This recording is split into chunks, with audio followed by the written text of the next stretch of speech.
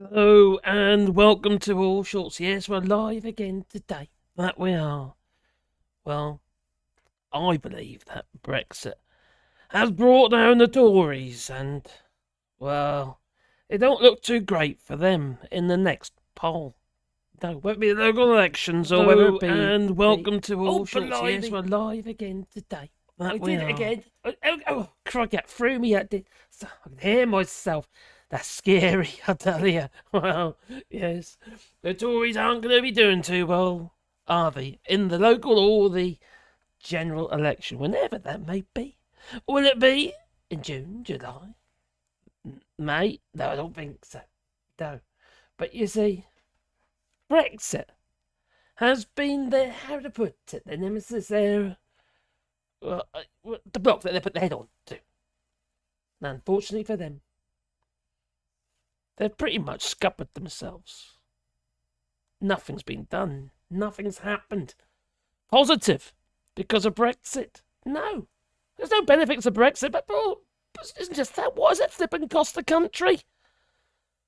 An absolute flipping fortune. Yeah, 178 billion apparently. I wonder what you could buy with that.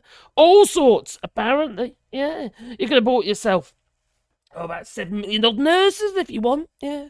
If you get hold of them now. Oh, yeah, but it wouldn't have been a problem because obviously we didn't have Brexit, would we? Yeah, because since Nigeria has decided that they're not going to allow Nigerian nurses leave Nigeria, seek work in the UK, unless they serve their time in Nigeria first. So we have an even bigger problem there in recruiting nurses post-Brexit. And then there's hospitals. We could have built at least 99 new hospitals. Now, this is based on Bank of England figures. This is £178 billion. Well, even if we had that money, with Brexit, it was, well, we can't even flip and do anything. We've had our hands tied because of Brexit.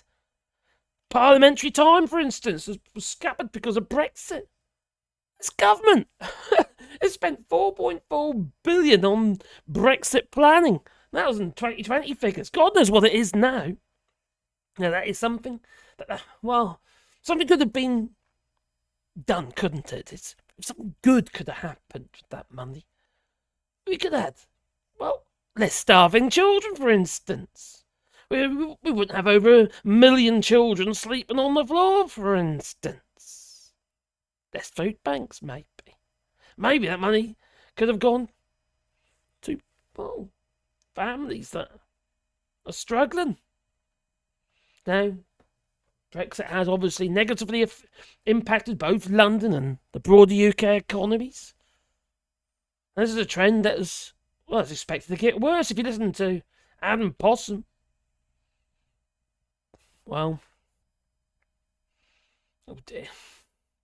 Now this trend is expected to get worse over time, not better. The outcome doesn't look that great, no. The end is nigh. The various analyses have shown that Brexit has created trade barriers. I think we call it red tape, don't we? It's reduced inward investment and diminished the country's ability to appeal to highly skilled workers from Europe. But what are we talking about instead? We're talking about flags.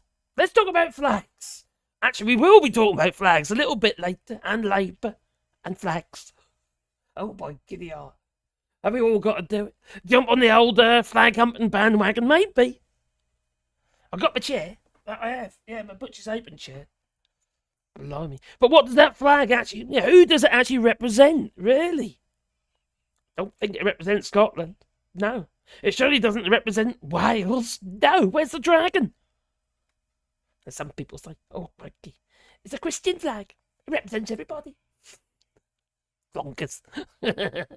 Oh dear. It means a lot to the Scottish people. Maybe quite negatively, I would say. But there you go. Unfortunately for them. Well, for instance, there was a study done by Cambridge Econometrics. Now it's got them to do with flags. No. It revealed that London missed out on approximately 30 billion of income. This was back in 2023. 30 billion due to Brexit. Additionally, a report from the GLA economics, they highlighted the negative consequences of Brexit on trade.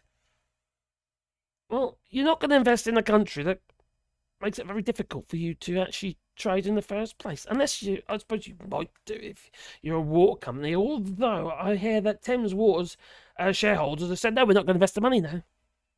So what should happen there? The only reason why we got flipping sewage works in the first place is because in Westminster they could smell the shit on their curtains, you see. Yeah. So they decided it was a good idea to build the sewers. Well, the Thames have just built a new sewer. Yeah, Thames Water and all that. So, yeah, that's a positive thing, I suppose. A few more turds can find their way through there and wherever else they're going to exit, maybe into the Thames. Who knows? We've got rowers going rowing. They didn't even go in the water. Now they've got E. coli. What the heck? Must be in the air. Every time that paddle hits the water, that oar, well, then it's going to splash up and it's going to vaporise all the turds. An occasional bit of pink toilet paper, maybe. Lovely. Chewy. Well, they say that Brexit is responsible for 30% of the food price increases in the UK. This including London, what have you. And this is consistent with findings from the recent National Institute of Economic and Social Research report that indicated that the UK's real GDP, gross domestic product, was 4% lower post-transition period than it would have been without Brexit. A figure expected to rise around 6%, and possibly again. He predicted that. This is by 2035. I read it be soon, though. It seems to me that we keep damaging ourselves, our own goals. Look at Tata, for instance. They're now saying to their workers who are going to get a monetary compensation if you protest, strike or whatever. You won't get your top up. No. Nice, isn't they? Lovely. Well, these trends are, they're poised to continue affecting London's and the rest of the UK's economic health adversely. But then what have we spent on Brexit? All these problems and situations and costs and negotiations and trade deals has pretty much removed the government's ability to actually do anything. They just don't have time in Parliament, always negotiating Brexit or the next bill because of Brexit. Because of protesters, because of Brexit, because of this, because of that. It's very frustrating, that is. Anyway, who's in the chat? Before I forget about you. Well, the world's gone absolutely bonkers. At least we got Donald Trump, I suppose. There is that too. There is. Anyway, I did see some names up there that I recognise. Derek McCall, right at the beginning. I know that was before we went live. I'm far too polite to say I told you so to anyone. Oh, there. Lovely gent, yeah. I reserve the right to say feckin' don't ya. I don't ya. They're not sure if I'll make that the start. So here, have a like in advance. Oh, cheers, buddy. Take care, buddy. And there's obviously Top Smoke saying, oh, why's he Brexit moaning again? Yeah, I know because you're a Brexiter. You vote for Brexit. Because you thought you were going to get your indie referendum, but you ain't got it yet, have you? No. Will you? I don't know. Keir Starmer's not going to make it any easier. No. Well, $3 Saturday, good evening, and bonsoir all. I've got a spanner in the works. I didn't mean make this a bit bigger so I can see it. Bigger for me, that is. Bigger. Oh, that's better. Oh, Brit. Screw. Hello, Wim. I hope you're well. Get that on here. Here we are. Oh, and go up and down. Go up and down. Oh, this is. Oh, there we go. Hello, Wim. Hope you're well there. He does. Good evening, Wim. I used to talk to myself, says Joel Marios, and he said, oh, okay. I told himself to shut up. Ever since then, we're not talking anymore. You got a mini-me somewhere, you know? A Mr. Nobody. Oh, dear. That is an interesting concept, I must say. There we go. Lefty Boat, I hope you're well. I keep seeing you on my woodworking channel. I'm currently eating as well, apparently, says P. Dulles. But not dessert yet. Hello, Derek R. Hope you're well. I can't say that. That's a big, long word. It begins with L. Hello, Susan DeWitt. Hope you're well. Good evening all. Good evening to you too. But not... there we go, there we go. Talk amongst yourself. Good evening to you all, and I hope everyone is doing well and had a really great Easter weekend. What is it, Easter? Does it mean tomorrow is April Fool's Day? Oh dear, really. Oh crikey, I need to do something for that. Anyway, has anyone heard if Nigel Farage has eaten himself to death with chocolate yet? I would like to know. I haven't checked his little piece in the paper. Yeah, the mortuaries and oh, Nigel Farage. Oh god.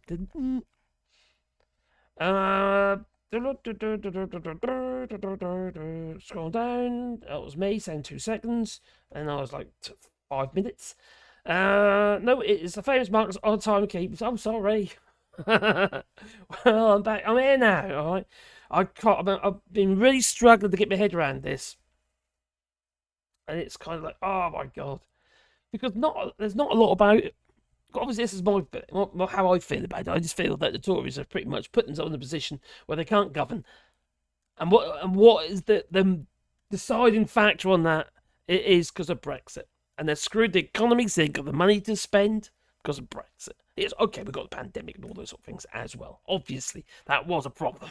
I'm not going to deny it, no. And then you obviously got the war in Ukraine, this, that, and the other. It causes problems. Yes, it does, but not just for the UK. The UK is not an isolated issue regarding that, no, but it is an isolated issue regarding its Brexit. That's pretty much scuppered us on trade. If you haven't got the money, you cannot facilitate what you need to do. I really do not know what Labour's going to do when they get into power. How the hell are they going to rectify the shitstorm that we are actually in? Everyone said everything's fine. Lovely. Look at it. The sun is shining. Oh, that's rain. But anyway, the sun is shining.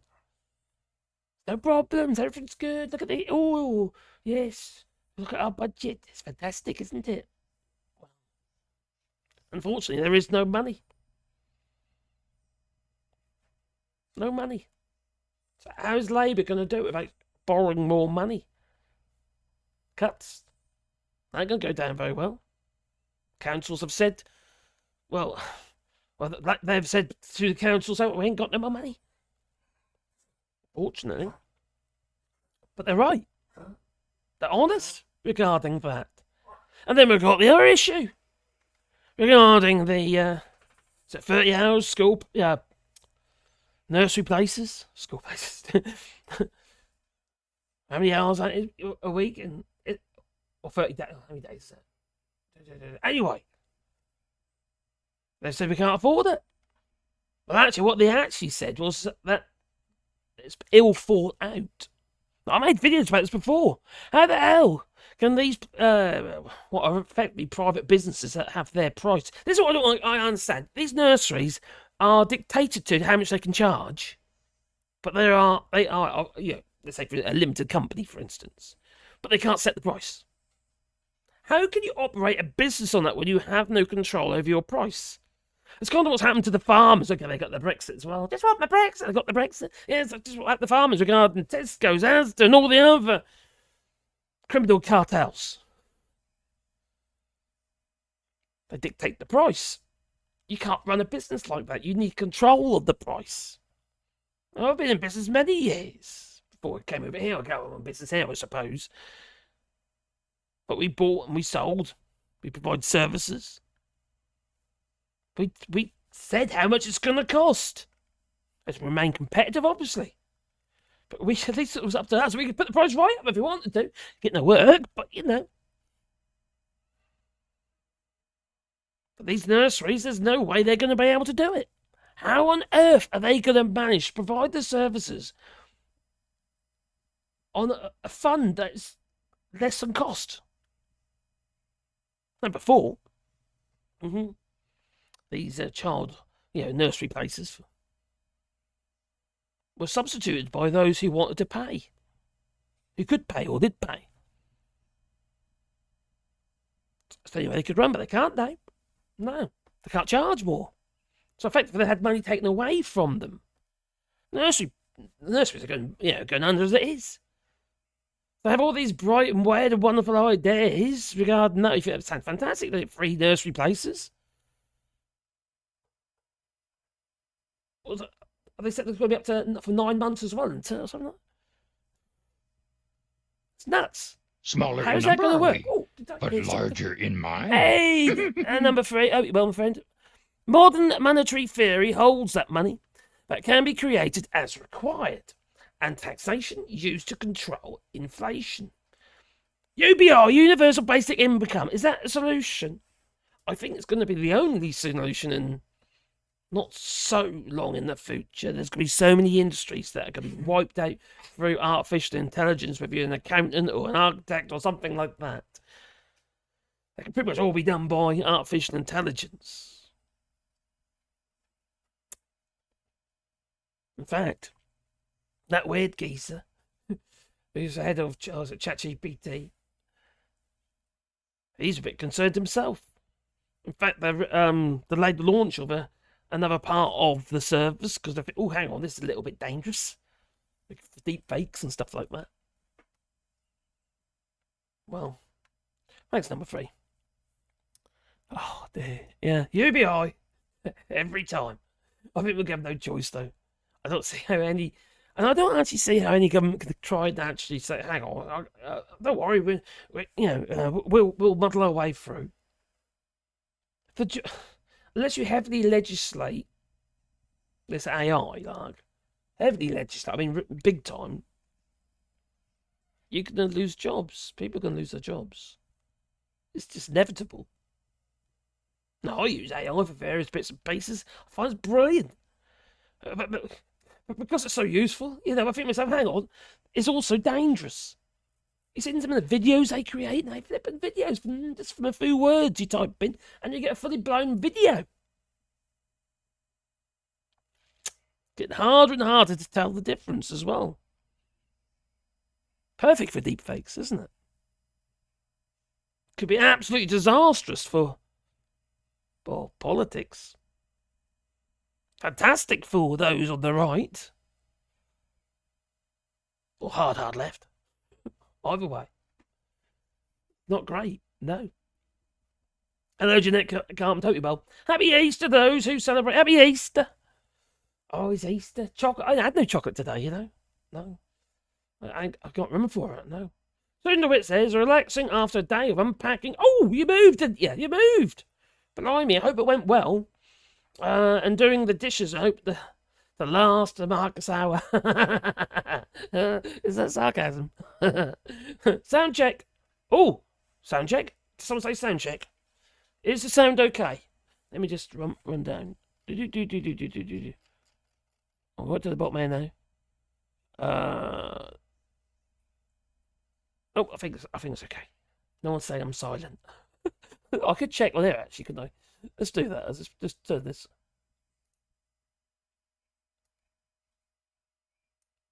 No, I've got audio. Phew. Maybe panic for a second reading that. Blimey, how could you do it to me? Alright, there we go. Back on there. Right. Hello, Stormcare. Hello there. SNP MPs in general election 41 in the latest poll. Yeah, I've been looking at that. We might have a look at that a bit later. Regarding our flag humping bit. Well, not flag humping, but oh, crikey. It's just, it didn't mean anything to me. Flag doesn't really. It's just a flag. It's just a design. What does it really represent? Really? Oh, it's all been hijacked now, isn't it, by Mad Hatters and that, Just like the St. George's flag, England flag. Oh, 9:55. Okay, it's coming up. Hello, there's Larry the cat. Big Vad has the answer. He says quantitative easing will solve everything, and the UK can sell off lots of bonds. Oops, there's a problem. No money to buy those bonds, especially in the UK. If you quantitative, all of a sudden inflation would go through the roof if you did that. Again, it's not as simple as just you can't just make money. Well, you can just make money, but there's a consequence. You know, it's like the like Thames Water. That's on the verge of bankruptcy. If they do we just let them go bankrupt? There's two ways of looking at it. What we can say, okay, you're gonna go bankrupt, all right, and we'll buy you for £1. Right? But it's still gonna be left with all the flipping infrastructure and stuff like that to update because they haven't. Would it be better to try force them to sort it out? But then you have to ask yourself, hang on, they ain't got the money to do that, and they can't get investment to do that as it stands. People don't want to invest. Shareholders certainly didn't want it. They said no. They made a promise and they're back down on it. So still you'll be gurgling on more turds, probably. Let's have some poop. There you are. Hey, does that make you happy? Don't. It's a mess. It's an absolute flipping mess. There's a balance, isn't it? You know, how much money you borrow, how much money you can actually, well, obviously, you can afford to borrow because of the interest rates and what have you, and guilds and what have you. It's just absolute nightmare. Just get out of hand. You just can't borrow. That's what we've been doing. We're borrowing so much money. If you look at the national debt, oh my God. What's the national debt at the moment? Let's have a quick peek. Oh my God, who's that? It's the missus. What you brought me? Oh my God. My dog is literally right up against the fly. He's going to catch light in a minute. I think you've got enough for him there. It's my Wally dog. He's on the floor. Literally, he's laying. He loves the heat. He does. He's like a heat monster. What's that dog? Oh, who's that? Oh, anyway, where was I? Rudely interrupted. Sorry for. Anyway, there's national debt. 2.98 trillion. Larger than our GDP. I mentioned this before, but our GDP is not the gross domestic product. It's not like it was before. It costs a lot of money to get there now. Our GDP is just ridiculous. The cost to do business has gone up because of Brexit, obviously, because the import costs and stuff. That cost of business, we'll have a look at it in a minute, actually. That cost of business has actually gone up through the roof. It's nuts. What was that? Oh, crikey, make me jump. It's an absolute nightmare, isn't it? Anyway, where was I? Hello, Gingers. I hope you're well. Your tree's getting big already. Got leaves on now. My state doesn't have an income tax, but it have to pay tax on my capital gains because I made 2,500. I hope the rich have to pay it too. Well, you get capital gains tax in the UK as well.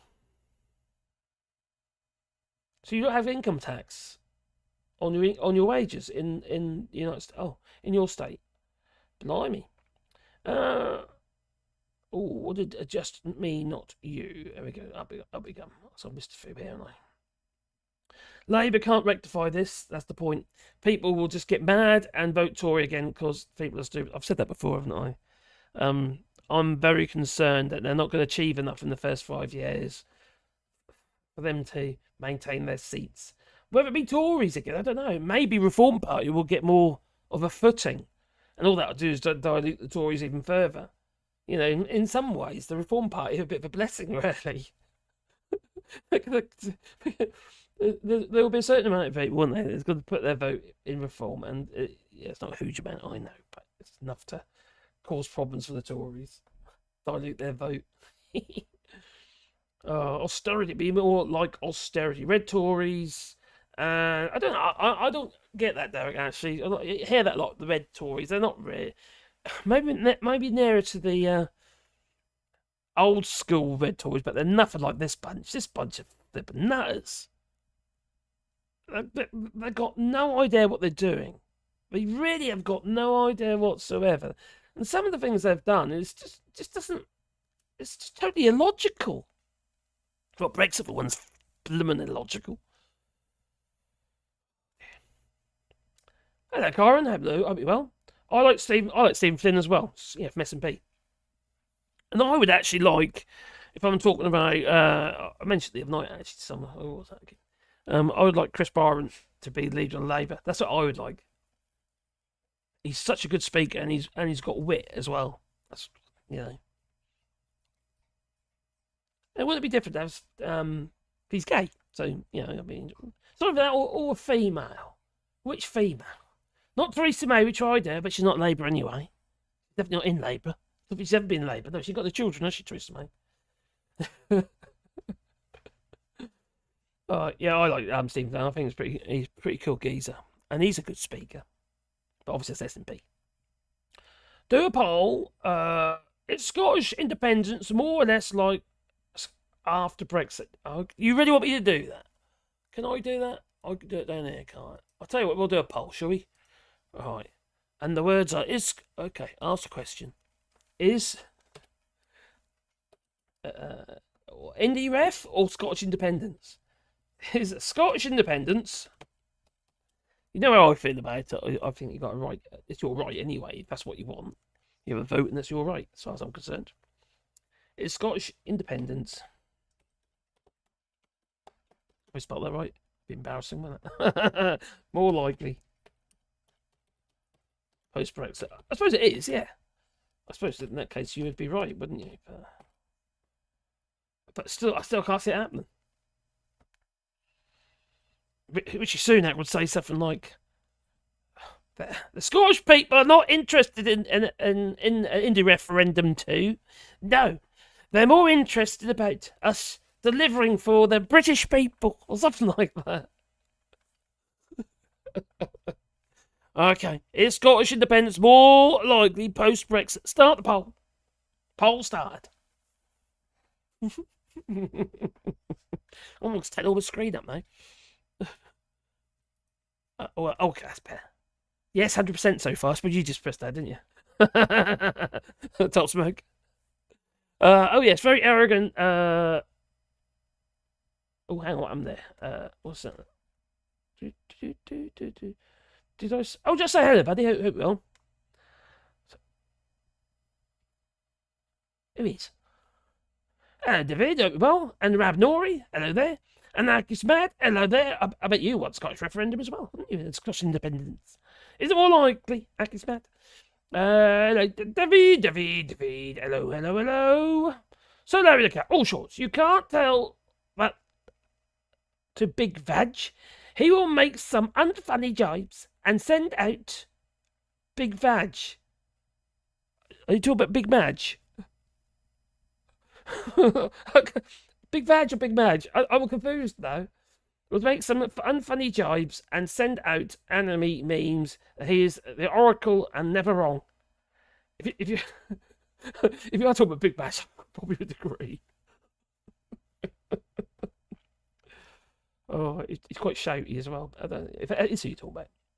Even one glimpse of that bloody dance, and I'll take back my preemptive like. What the? Is someone going on about the little Chinese kid again? Get back to service and Airbnb folk, Caroline. They're not here today. No, we got none today. We had one last week before we had some Airbnbs. Impossible Aeon. Okay. Hello, Charles Fluvart. And yes, I know that too well. So, just saying. Okay, I'm scrolling up and I'll come back down the bottom again and then we'll carry on. Okay, I've done that. Oh, we need another poll. Okay. Is all shorts allowed to wear a tartan bonnet while being an impaired?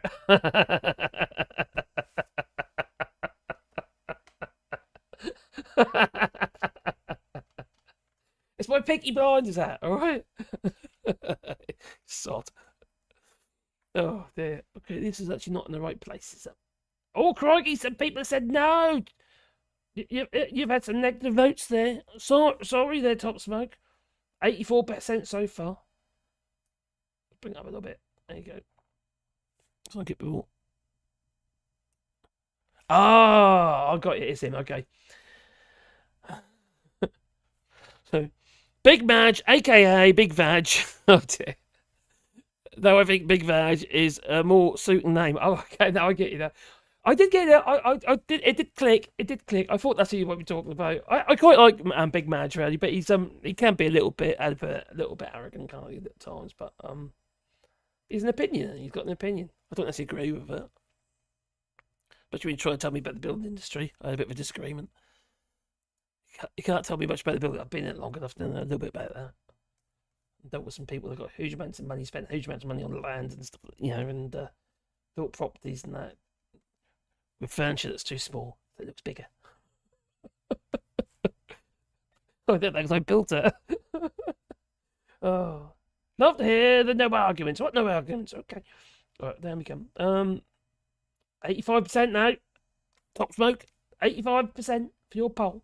Supplementary poll. So, which way should someone that supported Scottish independence have voted in 2016? For or against Brexit? Oh, here we go again. Here we go. Oh dear. By the way, Top Smoke voted Brexit, but you probably know that already. But at least he had a reason. Some of these people had no reason whatsoever. They didn't really know what they're voting for. They just thought, oh, that's good. It sounds different. Oh, I like Nigel Farage. He said it'd be good, you see. And now they're all saying, oh, they lied to me. That argument, I'm sorry. I hear it from the farmers and fishermen. Oh, they lied to me. And you got a head on your shoulders. That's what I'd say. Can't you think for yourself? You've got to be told everything. To me, it just makes no flipping sense. And Brexit never made any flipping sense, does it? It still doesn't. Hello, Bird Nest Rat Fest. Howdy, howdy, howdy. Brexit is a complete and utter success as we've now found out that we can print cash. The machines use taxpayer money for electric costs too. What's it?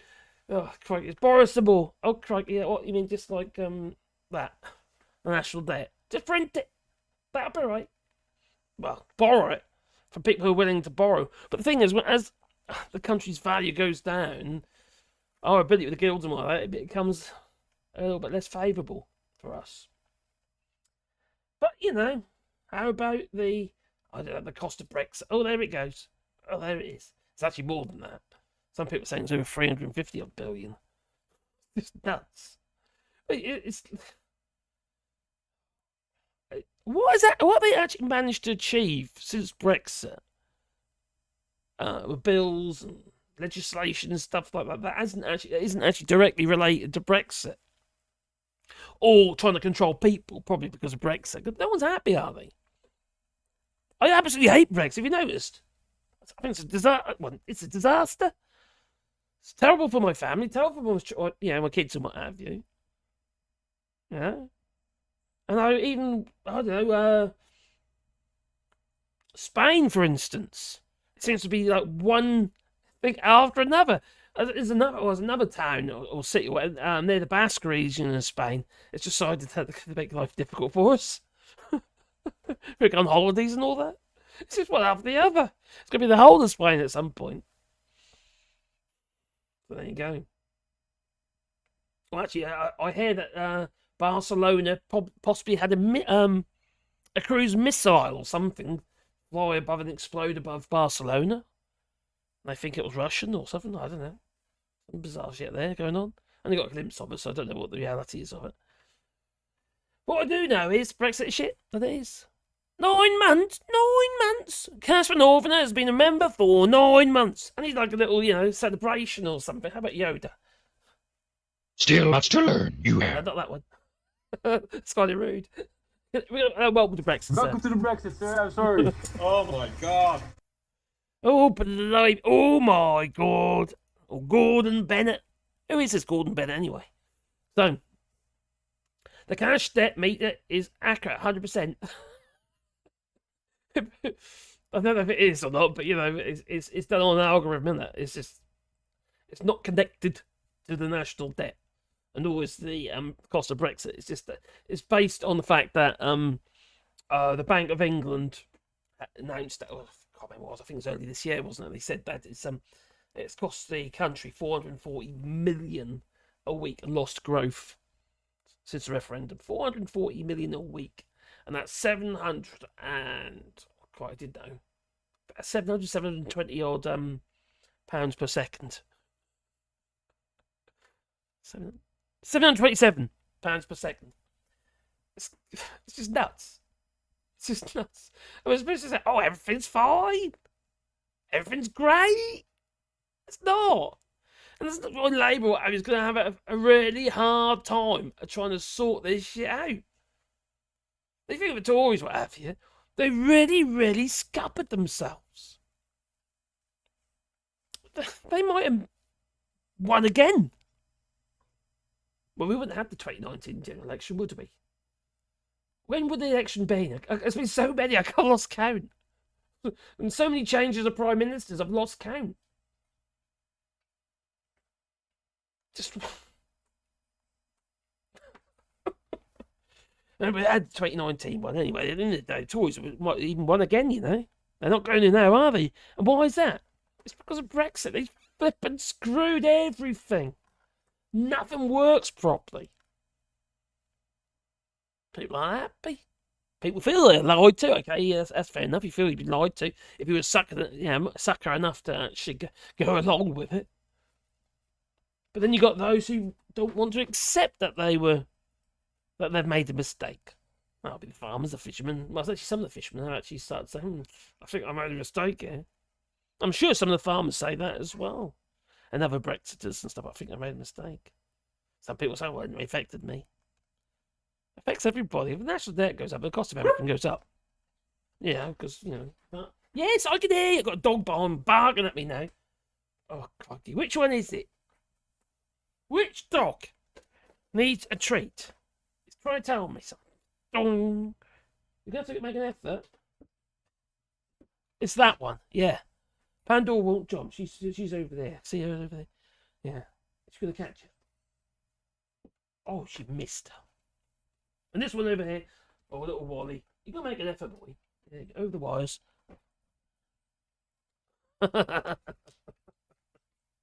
Little nutters they are. So we had obviously the referendum vote, and David Cameron then stepped down. We then got Theresa May. Then we got, and she pretty much got scuppered because of Brexit. Then we got Boris Johnson trying to do this, that, and the other, and he kind of scuppered himself with Brexit, and also obviously the pandemic, COVID inquiry, and all that. Would he still have been the Prime Minister? Maybe he might have carried on being the Prime Minister because people are stupid. So, and then we got Liz Truss, who's sort of like shit passed in the night. But now. That is a disgrace. If you say so, Liz. If you say so. And now we've got little old Richie Sunak in his short trousers. The Chancellor of the Exchequer becomes the Prime Minister after he... after he was a traitor to old Boris Johnson. Traitor he was. Along with him with the guy who looked like an egg. Sergeant Jabbed. And then we got... oh, crikey. In December, I'll be in How many Beijing, times can I do this? opening up new pork markets. Luckily not for long, but we're feeling the effects of that. Cost of the pensions and debt and God knows what else. Selling off of the 20 billion in bonds, just to try and patch everything. So they literally just screwed themselves. They created a chain of effect, like a chain of events. Right, back in the chat. So I need to keep up with the chat. Okay, well, how are we doing with this poll? Okay, the poll's at 83%. Okay, 83%. Blimey. Let's move it down a bit. There you go. Oh, dear me. So Larry the Cat says austerity is heavily entwined with the Brexit vote. Farage and Co. And him and his limited company. Reform UK.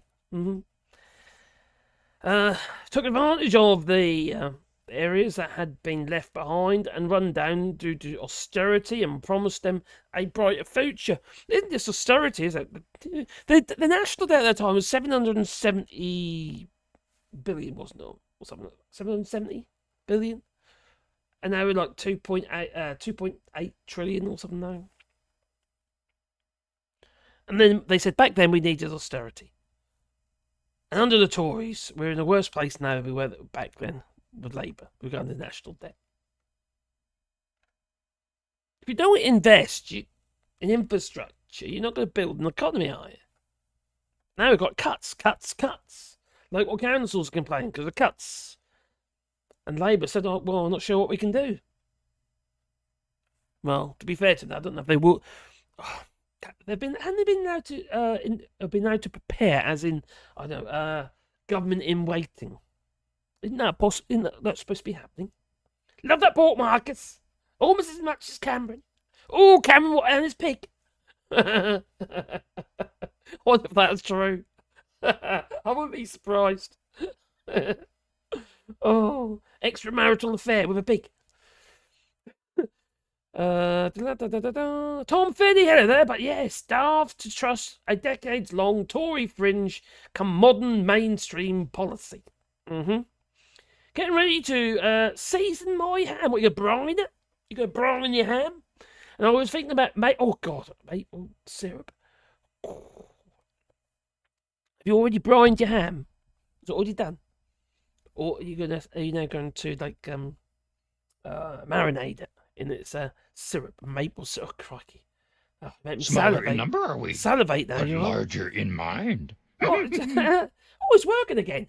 Just realised. It's working again. Me notification. Hello, Stonker. Thank you very much, my friend. Where is it gone? I can't see it now. It's gone. There we come. Marcus Poll on English independence, please. What, from Scotland? Yeah, let's do it. Let's do it. Go on.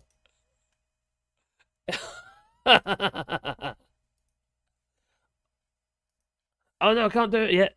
I'm gonna have to close the other poll. Okay, the Scottish poll is at 84. I'll give it a little bit more time, then we'll try it in a moment. All right, 84%. It's sort of been about that. It's sort of shifted backwards and forwards. Yeah, let's have a look. What's going on here?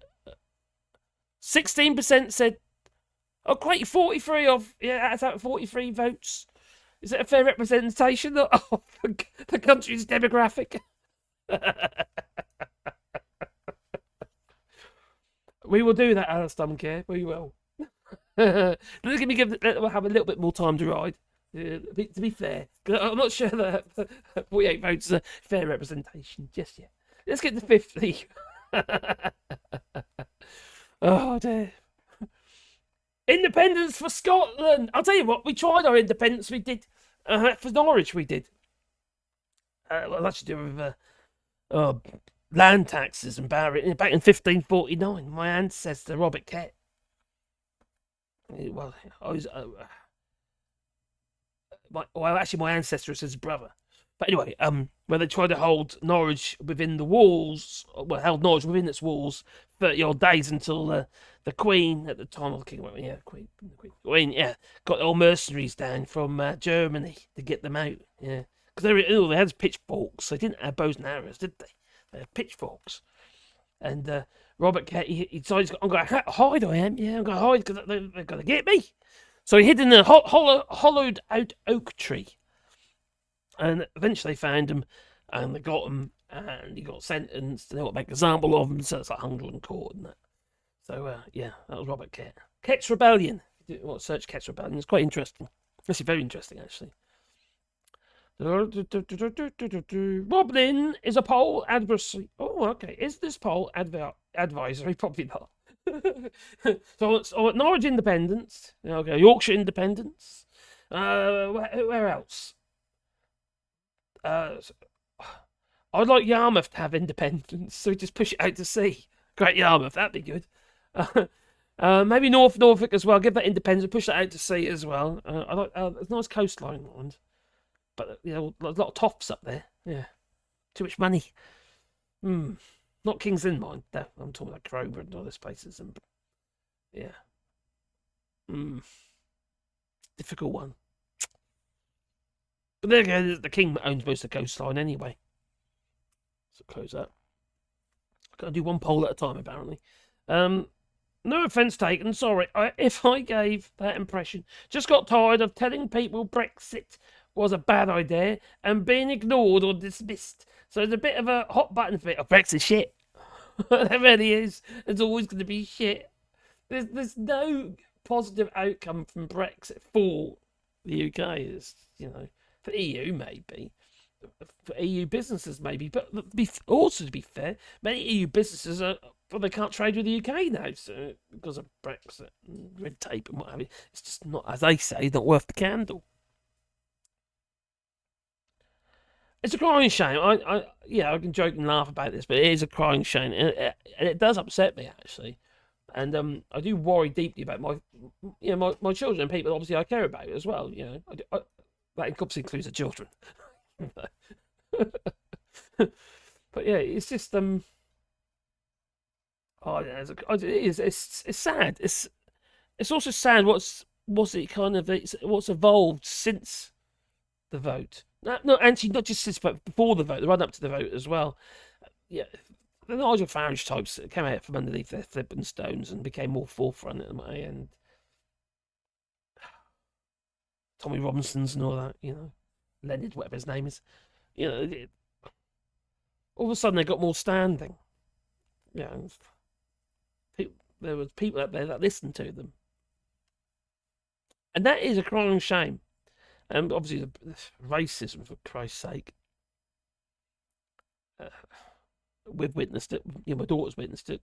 What have you? And it's I'll tell you what, it bugs me, right, a little bit. It's I was talking to somebody. This was online, and he didn't know that my son-in-law is black. Right, he's Nigerian. All right, lovely lad, and he's got a visa. And they didn't. And he's got a visa. He's got a 5-year visa at the time. Anyway, he's got a visa.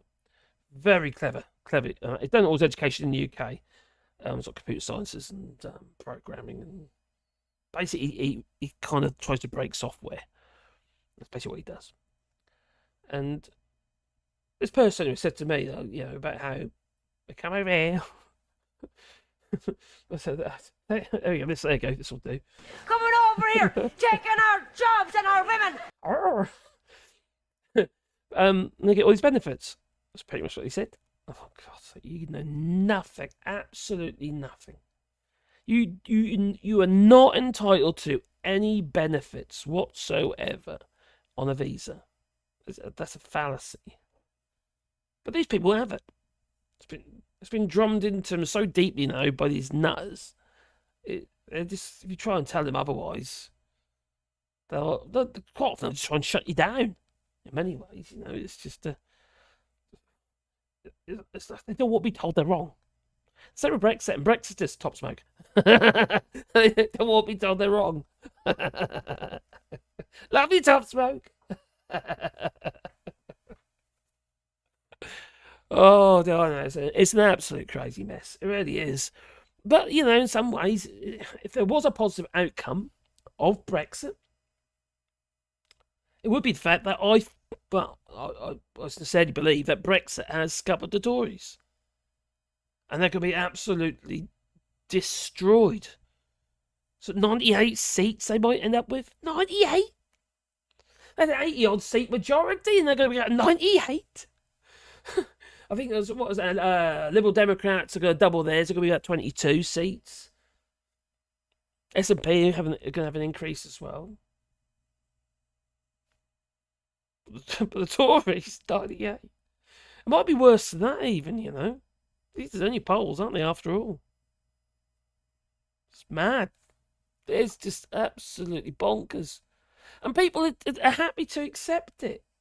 Quite happy to accept this madness. They don't want to without accepting that it's actually related to Brexit. It's like, oh, Brexit's done now. It's all done now. It's all finished with. No, it's not. It isn't finished. We aren't even applying the checks yet. How can we? when we're likely to be knocking down the buildings that we've already built to actually to do the checks. Spent 24 odd million on a building in Portsmouth, for instance, for one of the international ports, and it's not going to get used. Well, we'll get into that in a minute. Crazy. I just saw that move up and down really fast. Believe me. Alright. A limousine is a different machine. Oh, a limousine is a different machine, I hear. Yeah, Derek. Oh. Is it? What? A bit okay. Last thing I want to do is look into the mirror. Besides, from here in the limousine, I can see how well it's going. Yes, same here, Derek. From here in the limousine. Yes, I'm in the limousine too. And I can see how well it's doing. It's different crazy. And people here, they face palm. They think, what the hell is going on? Especially with all the shit that's floating around the flipping country. I think, what the hell's going on there? I was at that Isle of Merd. The island of shit. Oh, blimey. Oh, rules as Ireland need to live 6 years before you can get an EU pass. Oh, I see. You've got to live for Ireland. You have to live there for 6 years, do you? Before you can get an EU passport. What if you get citizenship? God, I've got to look into that. Oh, he died when I was very, very young, my grandfather. I think he was Irish. That would be brilliant. Oh, God, I've really got to remember. I need to make a note in my head to get that done. Build into the hills, not on them. Are you talking about Dover? Because that's what they need to do. They need to do something, because Dover Port is not big enough to deal with what's going to be hitting them very soon. If you do finally do import checks, they can't do it all. They ain't room. And you're talking about doing these inland, I call it Sevington and the Ashford, what have you. Oh, Warbrook. These inland customs, the farage garages, all right? The farage garages. Cost absolute fortune. One geezer's got paid 6 million in rent for one of them farage garages. 6 million. That's what I'm paid in rent. Just for the land. Obviously not for the farage garage itself, because we've had to pay to build the flipping things. They're just crazy. I'm supposed to accept all this shit as though it's normal. This isn't normal behaviour. This is just ridiculous. And everybody's looking in and saying, hang on, that is pretty shit and stupid. What are they really? But is British people really allowing this to go on? Have they been hoodwinked that much? Well, not all of us, obviously. Sure, you haven't. Now, I had a conversation with my daughter the other day. Oh, she got a flyer, okay, through her door, right? Okay, she's quite busy. She's got 4 kids and stuff like that. But she's oblivious. Absolutely oblivious. She's lovely, don't get me wrong. She's lovely. But she is oblivious. Anyway, she got a flyer through the door for a form. And she, remembering that she's got black children and she's got a black husband. She looked at this flyer about the immigration and what have you. All the their weird manifesto made no sense whatsoever. How can you actually physically have a 1 in 1 out policy? Huh? I understand it in your sex life, but flipping the hell, not at the border. No. It's just nuts. There's no way to manage it. There's just no way. It's impossible. Let's say, for instance, it's a British citizen decides to leave the United Kingdom. Oh, we're letting somebody from Nigeria. Okay, you're welcome in. 1 person, right? 1 person's left. There's nothing to say that person that has left originally, this new British citizen, they can come back anytime anyway. That kind of throws the 1 in 1 out policy out of the flipping window. It ain't gonna work. Token effort. That's stupid anyway. We need people. We definitely need the nurses, and we definitely need the doctors. We definitely need the techies. You got like in Italy, for instance. Even they're not that blooming stupid. They've got a digital passport system in place. In the sense, what I mean by that is that if you want to get yourself like a golden visa, if you're a brainy bugger with techie, computer sciences or stuff like that, they'll pretty much give you money to buy a house. I think that's 30 grand or something. That's quite a lot of money. There's villages there in Italy that are trying to attract Brits into the country and provide them with what they need. Are you willing? Anyway, my daughter, she didn't even know about reform until that flyer came through her letterbox. Didn't even know the party existed. And she went on their website. I haven't done it yet. I need to have a look at it, actually. She went on their website and looked at the comments, in the comments, and she was absolutely shocked. And at that point, she actually phoned Mum up and I was speaking to her as well. And she was quite distressed about it. I could sense that she was really upset. Because at the end of the day, her and her husband contribute. Got a large, 4 kids and what have you. Okay, well, she's helped there. Because apparently we need more kids, according to Anne Widdecombe, who hasn't even had a kid. Anne Widdecombe telling her, we should be doing this, that, and the other, and, get rid of contraception and all that, She didn't had one. It's not surprising, though, is it? No. Blimey. It'd be like, crikey. It'd be hard, wouldn't it? Well, I was about to fat shame. I better not do that. I can't talk anyway. I'm fat as hell. But, Anyway, my daughter was very distressed what she read, and it was pretty awful. Basically, the comments, Nazi fascist comments, anti-racism and all that. The sort of thing that should be moderated, and there should be somebody going through these comments saying, hang on, we can't have that on here, can't have that on there, can't have that on there. But they're obviously very happy about it.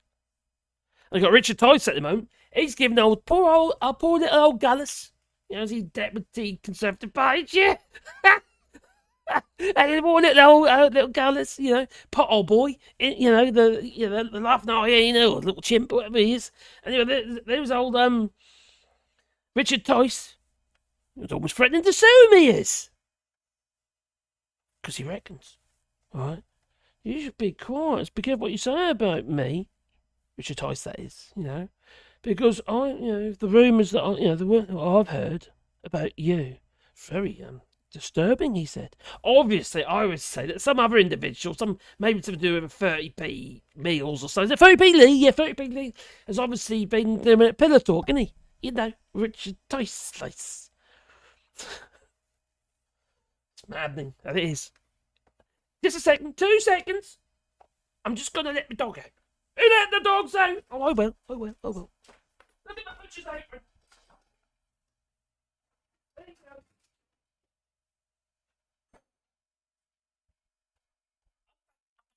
Oh, do you see my butcher's apron? Isn't that nice?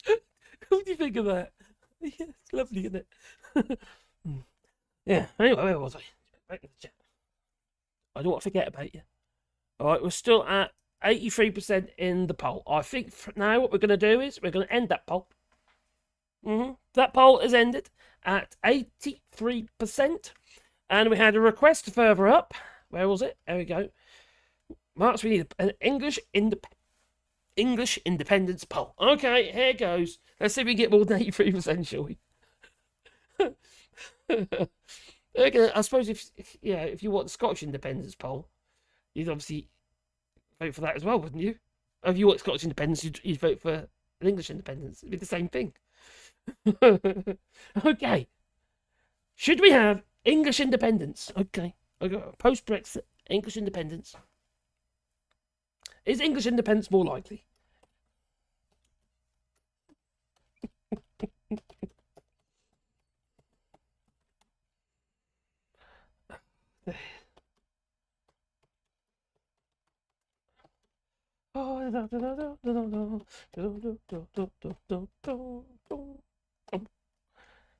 Is English independence more likely post-Brexit? Oh, here we go. Start the poll. The poll's running. That is. Okay. None yet. I'm waiting. Oh, 100%. Oh, no, 0%. Okay, it's one yet off. One, okay. Oh, 60% now, 71%. Oh, here it goes. 60, 60, 60. English independence. Do we want English? Oh, crikey, it's jumping up and down. Look at it go. 67, 69, 60, 66, blimey. Oh, 56. Oh, where was I? It's back down again. There we go. Don't tax my bowl. Independence from what? Oh, independence. I think the maybe independence from Wales, maybe. Maybe independence from Scotland, maybe. Oh, independence of Northern Ireland as well, but it's a province, isn't it? Really. So how'd that work? Does it include Northern Ireland? Us Europeans just couldn't get our heads around your decision to leave. Nope. I can't either. And over 4 years later, neither has the UK. Oven ready deal or not. You got what you wanted. Now enjoy it. Yeah, wallow in your shit, basically. Oh, it's so lovely. Oh, all this wallowing in our booth. That we are. Blimey. It's shit. Oh, God, let the dog in now. In 2 seconds.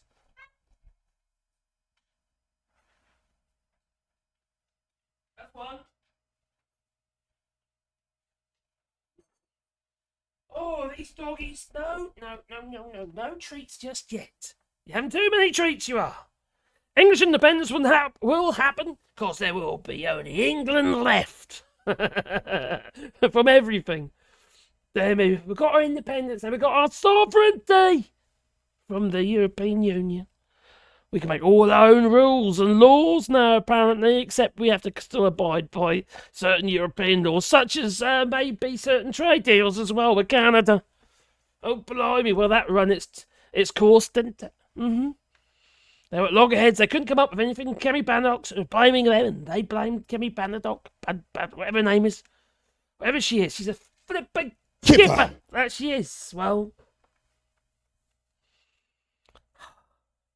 but because of Brexit, we now have to export our cars to Canada with the added 6% on top.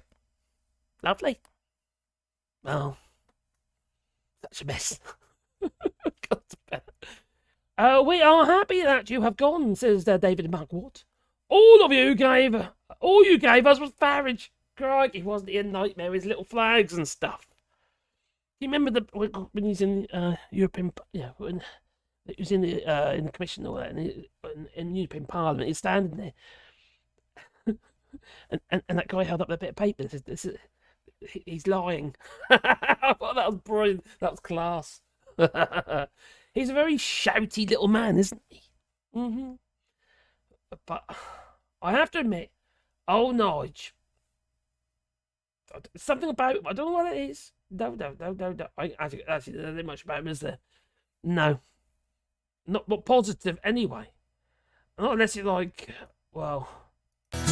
Nigel's a model, you know what I mean, and he does his little turn on the catwalk. On the catwalk, yeah, he does his little turn on the catwalk. Get him off, Nigel. I'm too sexy for my cat, too sexy for my cat. Poor pussy cat. Oh, too sexy for my love's going to leave me. No. Crikey. But look, I mean, that was shocking, that was. Oh, crikey.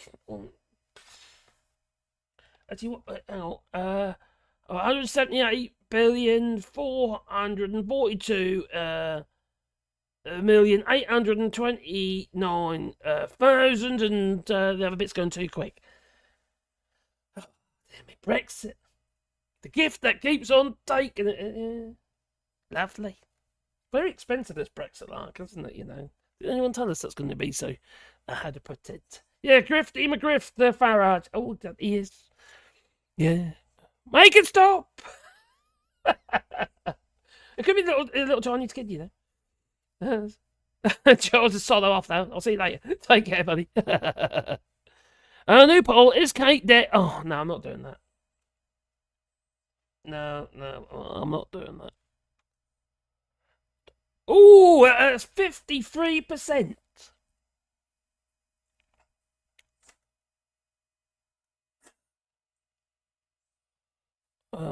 Just before he exposed his... What? I feel robbed. Boobs out, Nigel. Oh, crikey. It's Tom Finney. Thank you for that, David Jurago. David Jurago. What did David Jurago say? What did he say? What did he say? Oh, you kind of instigated that one, didn't you? I just got mooted. What? I didn't mute you, did I? I didn't mute you. Did I mute you?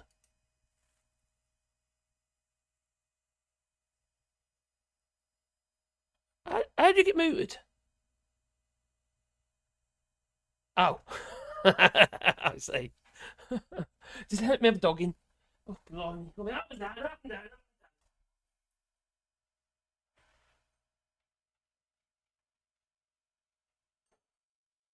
That's two. Two down, one to go.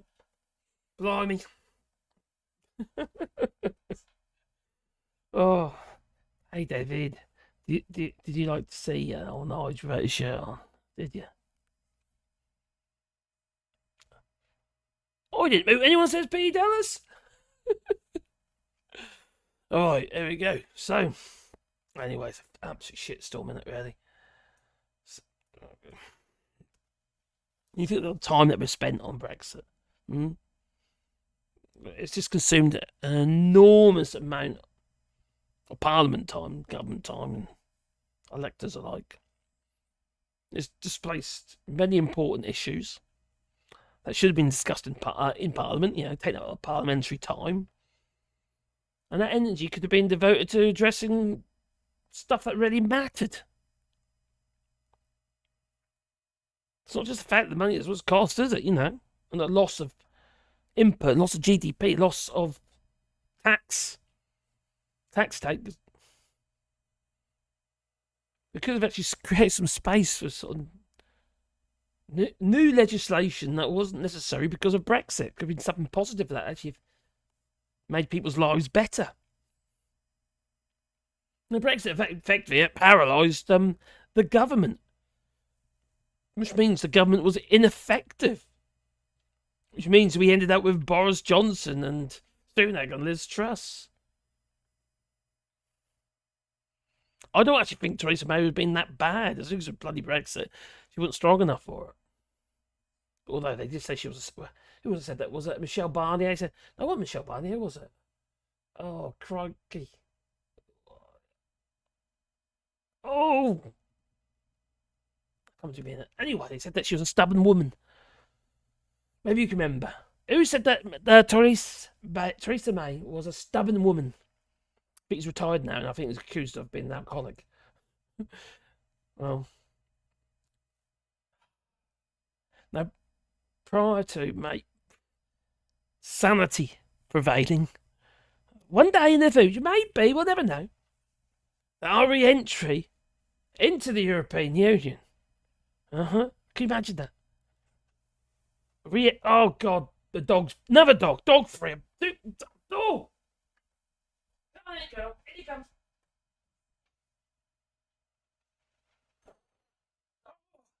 We join the European Union, everything will be all rosy, but it ain't going to happen. No, unfortunately.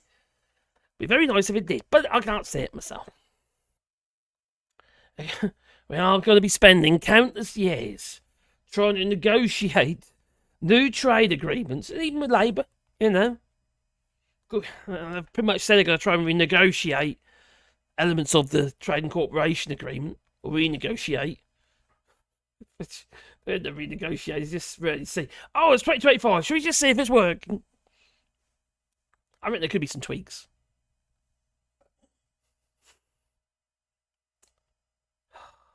The cost of the infrastructure has been a bottomless pit, isn't it?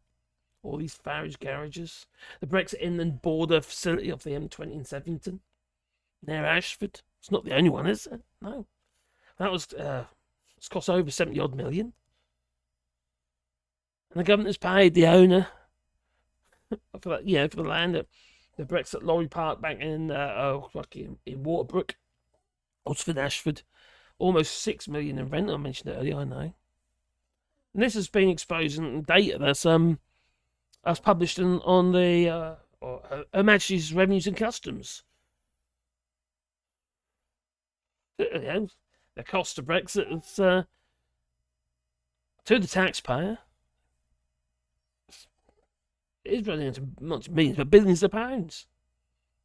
Now today, regarding this red, hey, you. I see you. You hear my dog bark? God, my ears ring. Is it because you want a treat? I just gave you a treat a minute ago. You can't live off treats. You're going to have to work for it.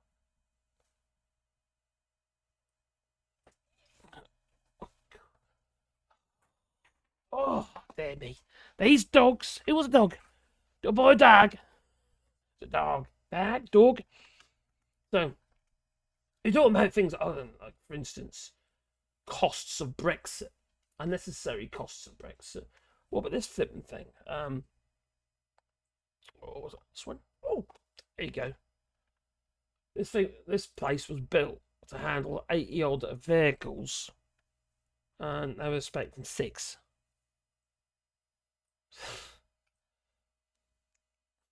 It's just ridiculous. It's in the only one, is it? You know? You're coming from Dover to Easter break. There's 2-hour tailbacks, what have you. To be fair, they're quite often it's tailbacks during Easter anyway, to be fair. Well, they say it's a monumental white elephant, just painted black. Let me just make it a bit bigger for you. Oh, crikey, what's happened there? I need to bring it over hard like so. Oh, there we go. I'm going to have to bring it. Oh, God, look at that now. Got to make that smaller. Crikey, what's happening? Not on there. Ain't going to work, is it? How's that going to work? How did I do it last time? Oh, well, I'll have to be like that, wouldn't it? So, yeah, monumental white elephant, just painted black. Says, Gerald Van Jackson, Portsmouth City Council's cabinet member for transport. And standing outside, he was. Yeah, there he is. Oh, crikey, there he is. This building that's built for the benefit of Brexit checks. So there's a monumental white elephant just painted black. Says Gerald Vernon Jackson. 8,000 square metre facility situated in Portsmouth International Port. This was written just yesterday. And the UK's second busiest cross-channel terminal is the home to its border control post, one of more than 100 registered BCPs, and it will be the place where many food and plant products coming through Portsmouth from the EU will be checked. Now, when post-Brexit import rules come in on the 30th of April, they're already saying that there's so many things that are not going to be checked. Now, filled with expensive loading equipment and refrigeration systems, the site has 14 unloading bays where lorries are expected to be examined, and 22 processing chambers where plant and meat products will be checked by hand for disease by government inspectors. But despite millions of pounds being pumped into the South Coast project, half of the site will be left empty and unused when it comes into operation next month. And the council is chasing some reimbursement of 6 million of the construction costs from the government. Well, in fact, actually, there's a lot of it's borrowed money. They've got a lot of external, I suppose, like a PFI scheme, I suppose. And when he says, when we built this, it was designed to the exact specifications the government wanted under its previous border operating model. Now we are only expecting to use 7 bays and 10 chambers, says Mike Sellers, and it was 24. So half of it. The port's director. Yeah, we want our money back, they say. The difficulties at Portsmouth have been replicated to varying degrees across the UK. With millions of pounds spent on facilities that may be only partially used. You've got to look to the future, haven't you, you see? We're going to be importing more foodstuffs because the farmers will be absolutely bollocksed. They will. That's themselves. We'll be importing more African swine flu, for instance. We currently can't check the foodstuffs, and we do need to check the foodstuffs. And plus, I suppose you could also argue that what about the import duties that we're missing out on? The import duties are just going to push the price up of the product. That's what it's going to do. It's not going to make it cheaper for us. Well, maybe not make some not there, but you know.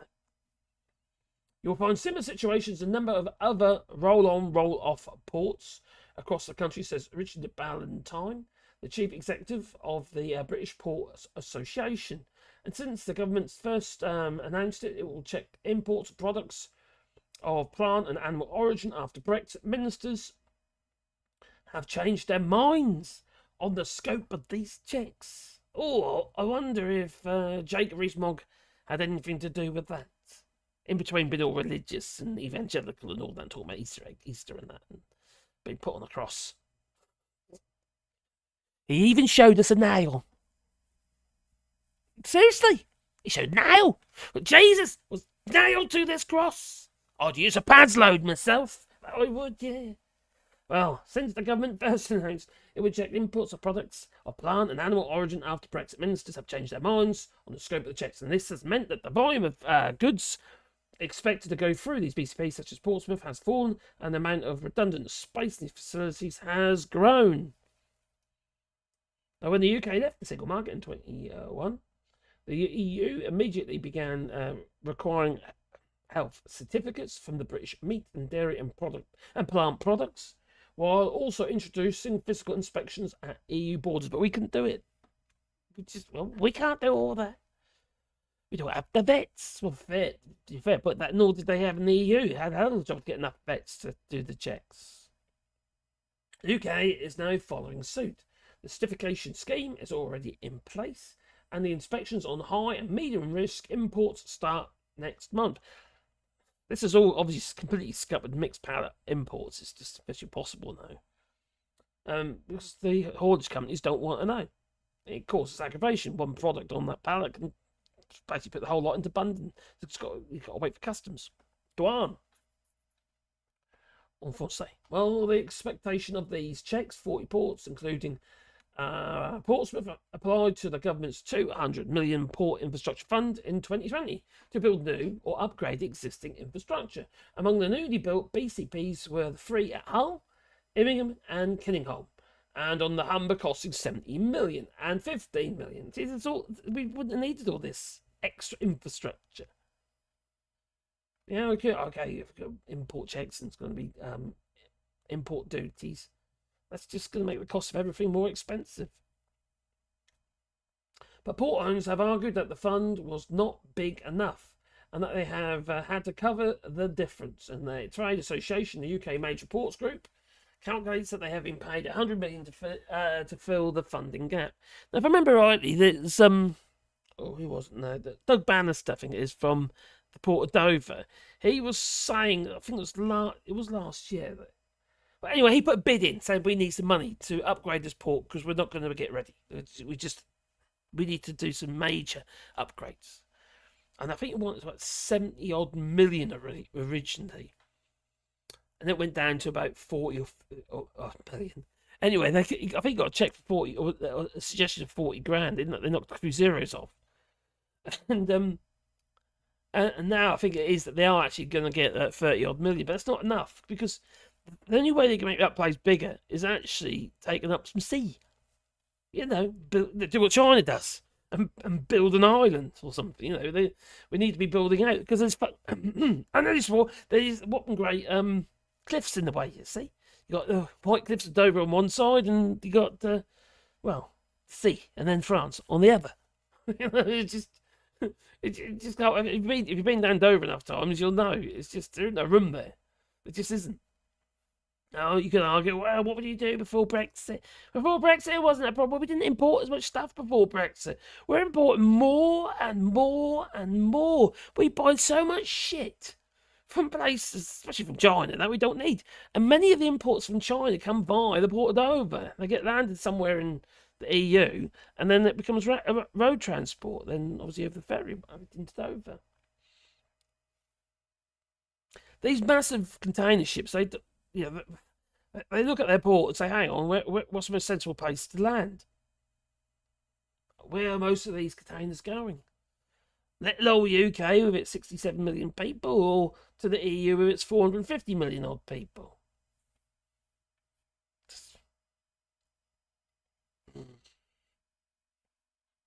Well, Ballantyne, no, it's nothing to do with gyms or ice cream vans, says that the condition of funding was the BCPs met the government specifications and it was under the board operating model. However, in April 2022, fairing the checks would add to food inflation.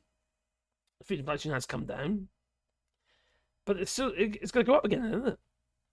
That's the case. And then Brexit Opportunities Minister Jake Rees-Mogg, remember him? The government would alter the plan and come up with a more targeted checks regime.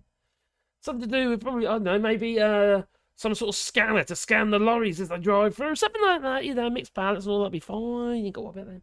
The Ballantyne says that the problem is that most ports had built the infrastructure by the time the changes were brought in, meaning that they were left with facilities that will be far larger than what is needed. Oh, there. Bad advice then, isn't it? I wonder who's going to get the sack for that. Probably nobody. Oh, actually, maybe the entire Tory party, bar 98 odd people. It's just crazy. But back in January, it was said that Starmer should rethink or revisit the Brexit deal. But it's not up to Starmer, is it? He can't just say, oh, I want to renegotiate now because we're nicer. Maybe he's got a point. Well, these trade checks costing 330 odd million a year to the industry. Obviously, the public's got to pay. Can't even get the people to pick the crops for the farmers, and no whinging and whining. They go around in their little tractors, protesting at night. Yeah, it's the best time to protest when everyone's asleep. You know where it is? Plonkers. They were the nastiest people they were doing the Brexit referendum campaign. Them and the fishermen. Nigel Farage, they were horrid. You say anything to be logical to anyone, it's like you get shot, trying to shoot you down in flames, they do. Yeah. Don't talk down my country. You're a traitor. They even like to put pictures of judges on the front cover of the file. And say they are traitors. And they were supposed to accept it. They're supposed to say, oh, well, whatever. Oh, it's happened now. Just got to live with it now. Just, No. F them. Sorry. People want to eat. Oh, we're going to import more food. Maybe then we will need these extra Brexit customs port facilities. So anyway, from the end of this month, and again in April, it will start imposing a battery of border controls. Well, mainly in April, really, isn't it? Because those last checks, they haven't really done anything. A lot of these lorries are coming in via Dover to the inland, in probably Sevington and Ashford. And that's not obligatory for them to stop there. They can just drive past. Just offload their stuff. It's stupid. Well, the horticultural industry has warned us that it faced an existential threat.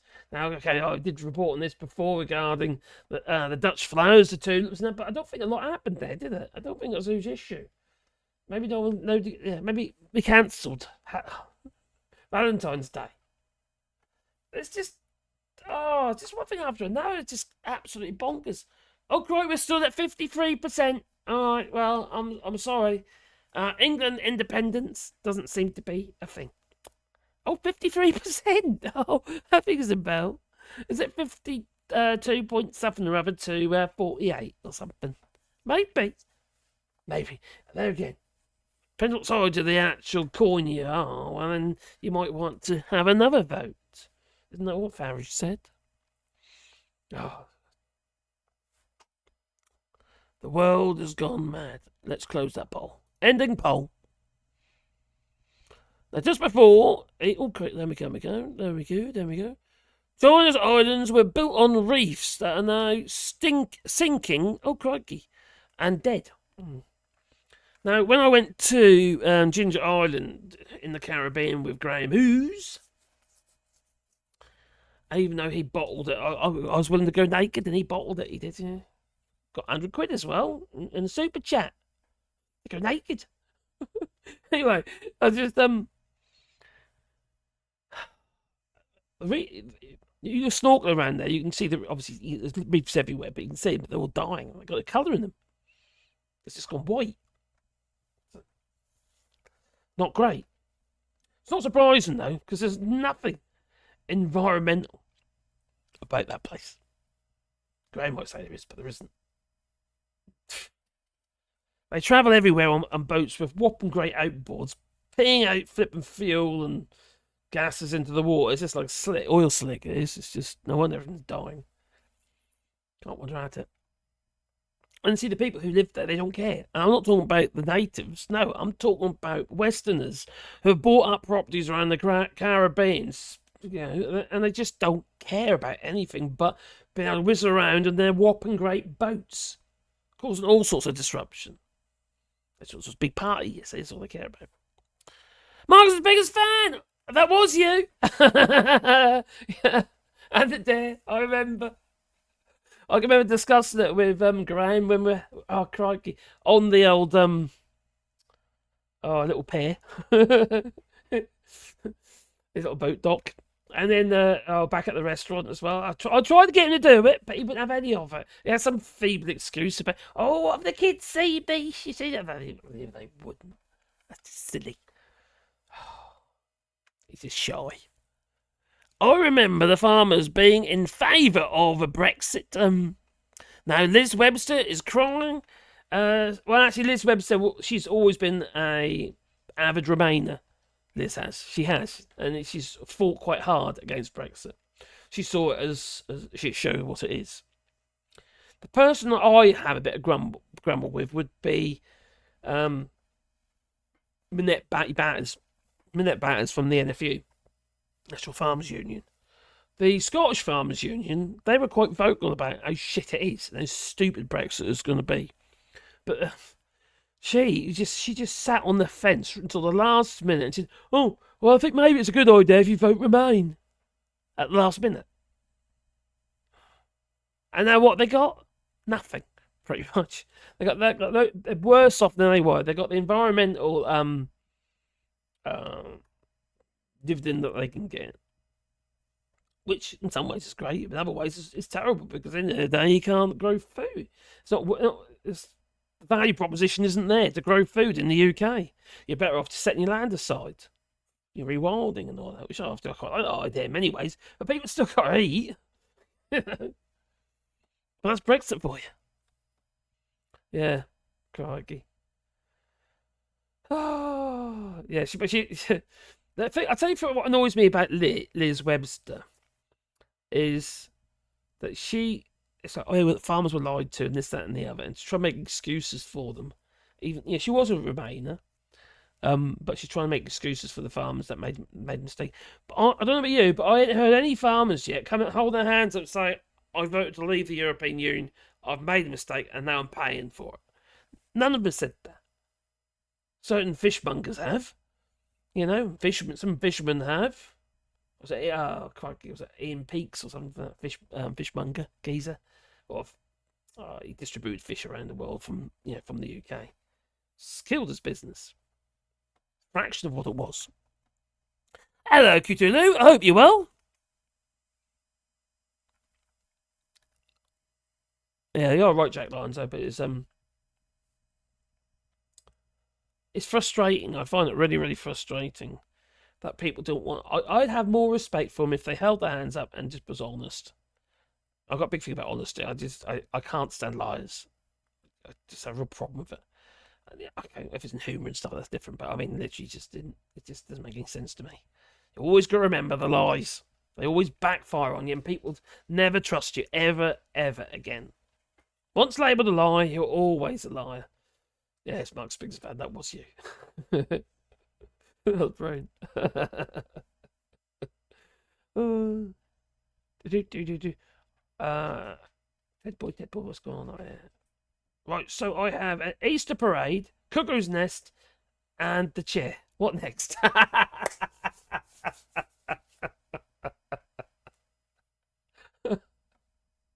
Do you like my chair? I did not buy the chair and you didn't jack on it. It's just kind of how it just came that way. I bought the chair because it was a particular kind of chair that I've been wanting for such a long time, and it was ridiculously cheap for what it is. And it's the only chair I've ever had that I have not had back. I ain't had backache since I had this chair. Stupid, isn't it? It's just a chair, but it's a really good chair. So yeah, don't look like much. It's the same chairs they have on Question Time. The same chairs. English independence. Do me a favour, Gov. Not on your Nelly, me old mugger. Oh. What P does says, well, we show the EU we won't stand for their freedoms and equality. Who's loving that? We are. Oh, they are. Yeah, oh, crikey, aren't they just? They're better off, aren't they? We're not. No. I'm a traitor to the British state, says Top Spoke. Maybe you are. Okay.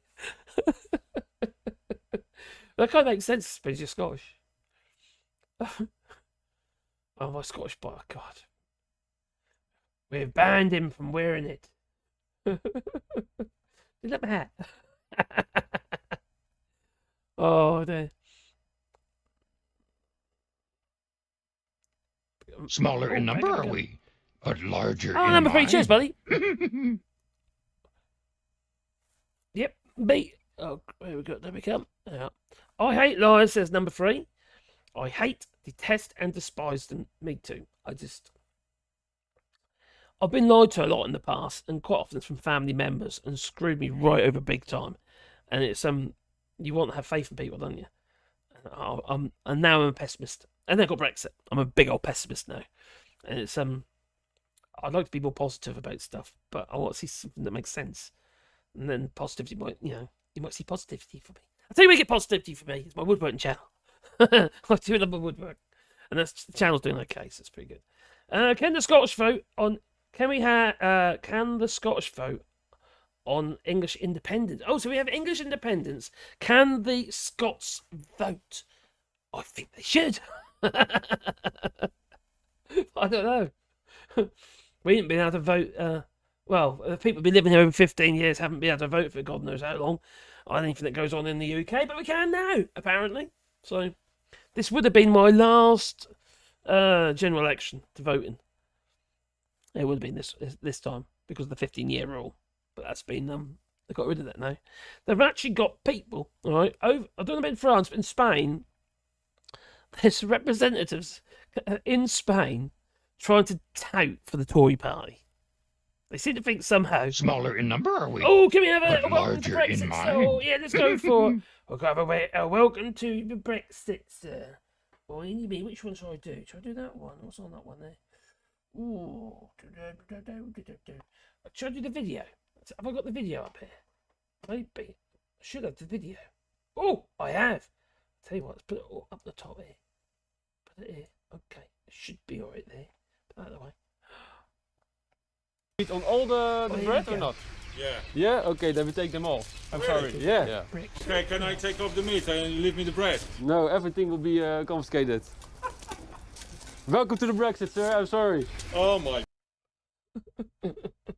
Oh, let's do both. Oh, Craig, I just love it. I just love that one. It's so cool. There it is. Welcome to the Brexit, sir. I'm sorry. Oh my god. God. Blimey. It's a catastrophe, and it is. Oh, I remember this. Don't listen to the experts. That's Michael Gove, yes. Well, I think that the public now should listen to the experts who say Sunak and his crew are dead men walking. Let's have it, yeah. They are. They're buggered. Crikey, where is it? I've got it here somewhere. Where's my pole? Or is it there? Is that one? Or is it that one? Or is it that one? Oh my god, that's scary. Not that one. Not that one. I did have it here. Let's see if we find it. That's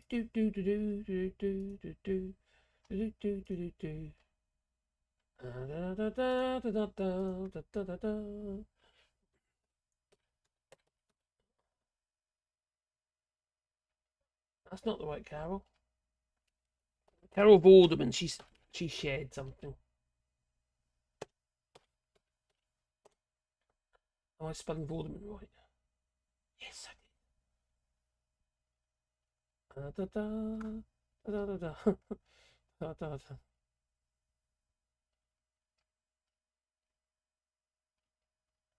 not on there now. Damn it! Was there? Oh, hang on, I found it. Here we are. Right. It's on my Twitter. Oh, crikey, there you go. How about that? Look at that. Carol Vorderman, she shared this on the Twitter. Yes, the Twitter, not the X, the Twitter. Right. Smaller in number, are we? But larger Hey, in Mum's Big Fan, mind. cheers, buddy. The poll predicts the Tories will have just 98 seats after the general election. 98. I think it's going to be worse than that. I really do. Everything they do seems to make everything worse. So in Ben 2019, Labour had 203 seats, and they're likely to get 468 seats. Unfortunately, SNP look like they're going to lose some 41 seats in the projection. Liberal Democrats are going to double to 22 seats. Still hardly anything, is it really? They can't really make a real positive change, can they? And obviously, you know, who would the Conservatives, if they did matter? Oh, crikey, they're never going to. No. It's Labour in it.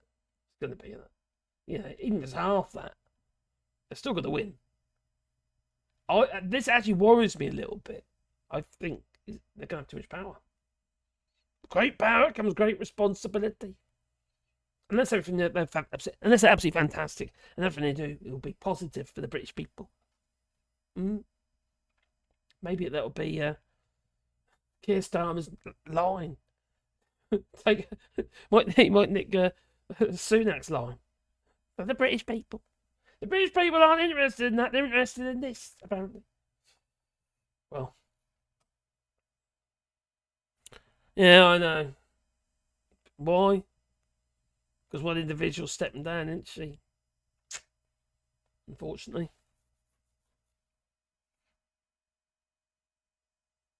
It ain't gonna be good, is it?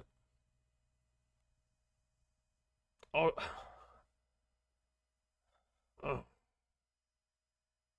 Anyway. So. I'll Cape Vorders. Yeah, she don't do bad for her age, do she? She's a good looking woman, you know. She really takes care of herself. She does all these weird stretches and exercises and stuff, you see. Yeah. And she's got big boobs, got a bloody bum, and a big brain. What more do you want from a lass? Huh? If you're a woman, what do you want from a bloke? Do you want big boobs? Or are they boobs? I don't know. Oh, Bad Monk! Hello, my friend. I didn't see you there. Don't worry, there's no vertical stream. I've decided against them. Too much hassle. Oh, I have been sitting quietly in the background, but I have to say, no fucking dancing, baby, or it's time out for you. Let's see if somebody asks for it. Oh, see you later, Tom Finney. Laters to you two. Laters. Stop Smoke says, I was having a debate this week. Oh, hang on. There was a chat. There we go. Oh, cheers, my friend. Your plasterboard vid earlier blew my mind. Cut angles? Who knew? Well, obviously you. It seems obvious to me. It just makes sense. It will fall through, will it? I don't know if you, because I've been doing plasterboarding, you see, because I've been getting my laser room. Yeah, mini stop humping the laser. Anyway, I've been getting my laser room all sorted out, you see, because I've got another laser now. I've got two lasers, not one but two.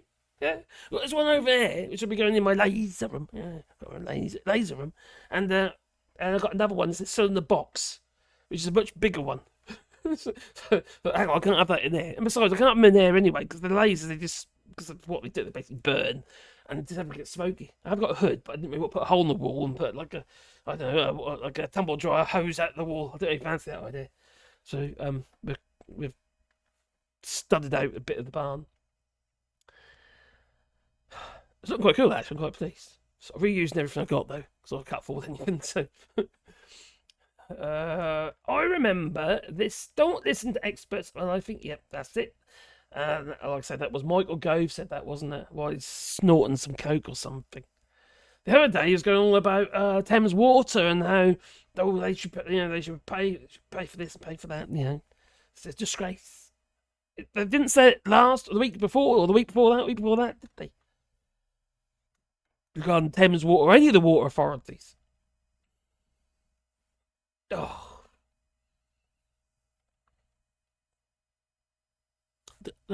I love that clip. What clip? Naughty. The GS Girl was a good movie. I didn't see that. What was that? What did Top Smoke say? Best Scottish films are Gregory's Girl. Love that. That's brilliant. Gregory's Girl. And my favourite of all time, Restless Natives. Restless Natives? That's like a saucy film. And everyone must watch Restless Natives. I'll watch it now. Restless Natives. I'll write it down. I don't think I've seen it. If I have seen it, I can't remember it. What is it about? Is it saucy? Is it saucy? I just did my camera, didn't I? There we go. Restless Natives. Okay. Now, what we're going to be doing in our naked... I'm not a naked room. Our in our laser room. Which is just basically, it's going to be like a studio workshop. And it's going to have all sound deadening and stuff in there. And I'm going to pull shit about as well. The videos, I've had videos and stuff like that. A bit like, I suppose, what's his name again? Him with the woofler. Big Ted or whatever his name is, I don't know. He's good at whatever his name is, he's good. I keep getting him in my feed now. Pulling bits apart. That's just me. I can do that. I look pulling shit apart. Yeah. Usually when I put it back together again, there's extra bits. I don't know why. Just is. Joe. Hello, Joe. I hope you're well.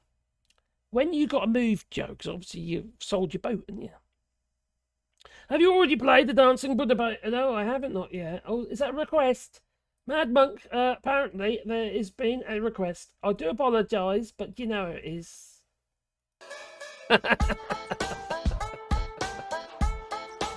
Don't forget, Mad Monk has got a span. That he has. And he could put you in time out, he could. And that, you know. I do love this little little chubby cheeks. Reminds me of me. Oh. Back into the chat, going on something. I like engaging with you people. You people! There we come. Right, there we are. Hey, Mark Speaker's fan. Yeah. It does work, though. It's quite easy. Saves you having to put noggins in to fix patches in plasterboard. Oh, gingers! Blase! Oh, hello, we've got Blase, haven't we? Did I say Blase?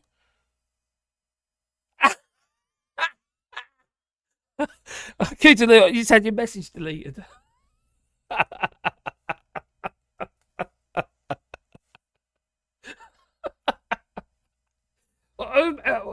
By Mad Monk. Has it got anything to do with the dancing baby by any chance? God's sake.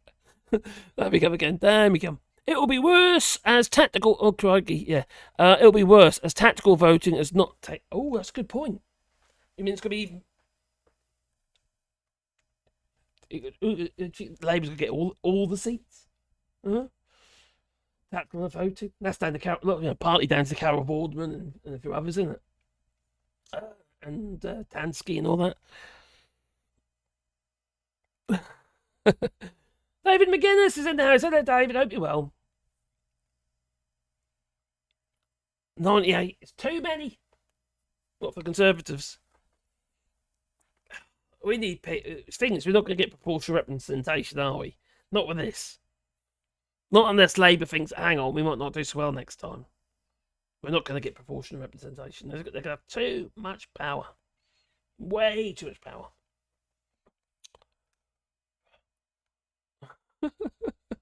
The curse of the dancing infant has struck. Oh, yes. What about you, Dr. Davies? So Liberal Democrats are winning. Don't give me your address, though, will you? No, don't do that.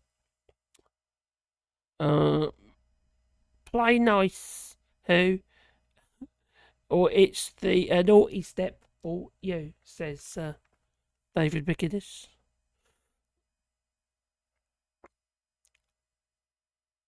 I need one that looks exactly like what?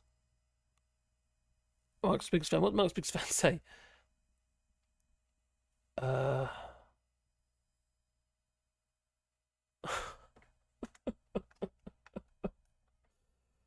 Oh dear.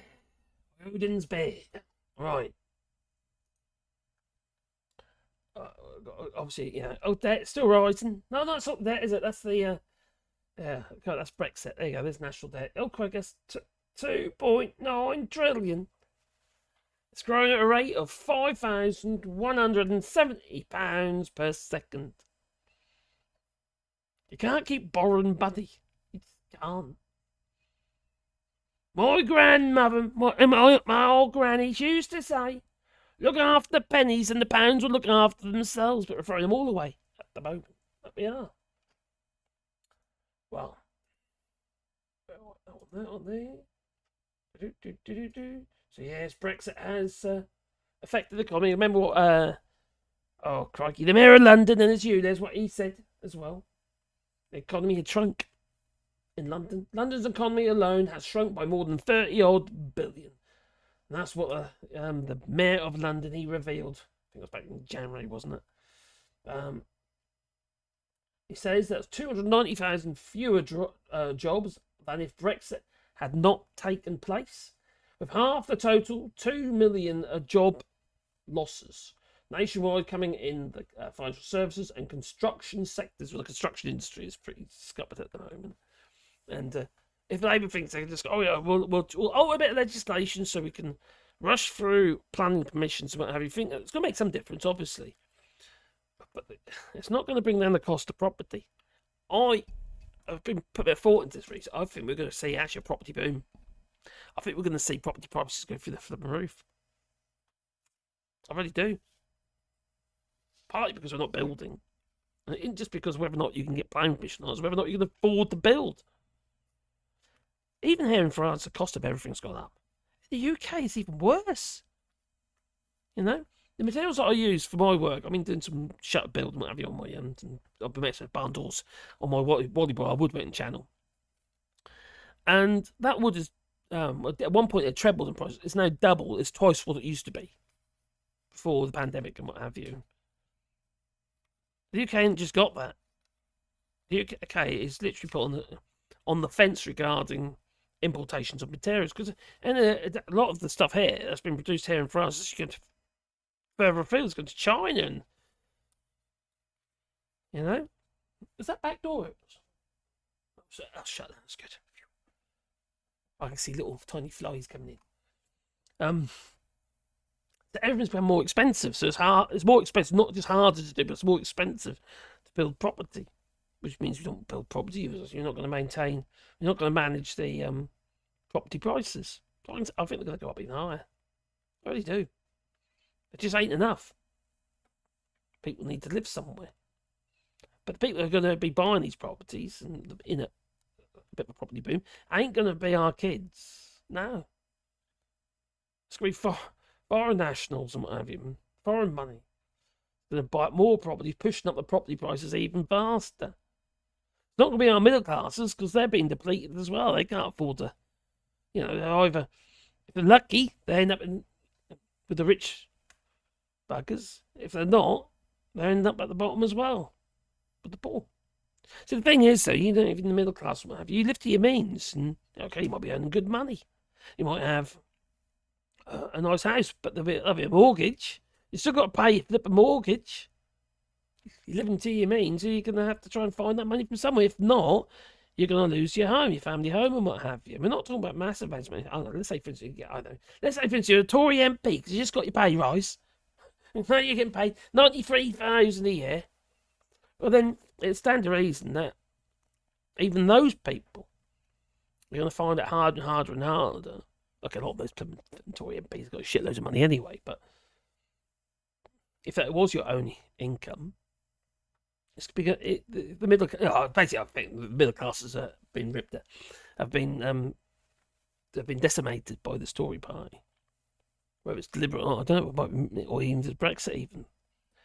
But it ain't looking good. It really isn't. The thing is, we need more. We need to hold more money back in the United Kingdom. We need to spend it. We need to encourage those with money to spend money. Because then it ends up in the tax take, which then goes to public services. But what we do? We've got Brexit, which just reduced our tax take. By, I think that was about 30 odd billion as well, actually. Where do I see that? Here somewhere.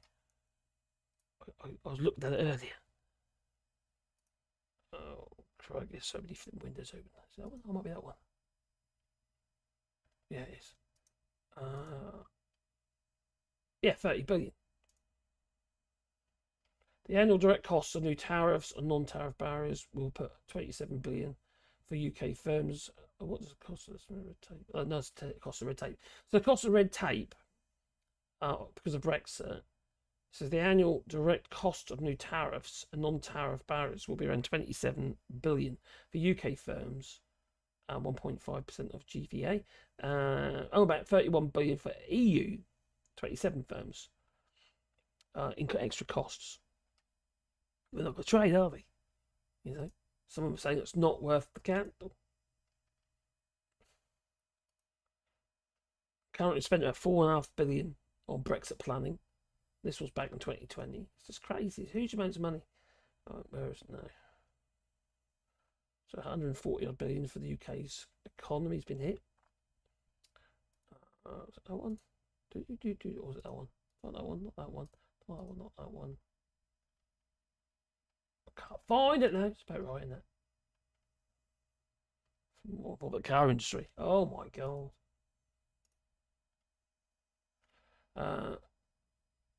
Brexit damage accepted in Scotland, but not by Labour and the Tories. That's what Youssef said. Hamza Youssef, 1.6. Scotland's public services will be 1.6 higher if the UK was still in the 1.6 billion higher if the UK was still in the EU. They're spending more, 1.6 billion more if we were still in the EU, according to Hamza Youssef. Back up here, back into the chat. Where are we? The Curse of the Dancing Infant. Oh, yes. The original shell suit, Bob of Dundee. Oh, crikey. My father-in-law used to wear shell suits. That was a sight, I tell you. One day, though, he decided it was a good idea to work on his car, right, wearing the shell suit with petrol. And you're smoking. He set a light to his arm. Seriously, he burnt all his arm up there. And it was like a plastic burn. You know, imagine how bad that was. It's horrible. Anyway, my dad also, in the same period, he fell off the bow of his boat into the front well of this boat and broke his leg. His tibia, I think it was. He broke his tibia. So there was my dad and my father-in-law, both bad, plastered up they were. Right, big old cast on there. My dad had a cast on his leg at my wedding. But me and Caroline finally got married. And this 30 odd years ago. And then there's these two there hobbling about in the pictures. You imagine the wedding pictures. Got there somewhere. Yeah, the wedding pictures of flipping plaster casts everywhere. It was a bit of a sight. That was. Poor Mongoose. We all talk about films. Dundee,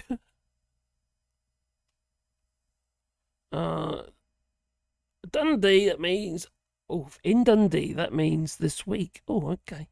The aim is to make you so poor that you have to release equity from your home. That would be terrible, because effectively people's homes are their pension schemes now. What's that latest I've heard?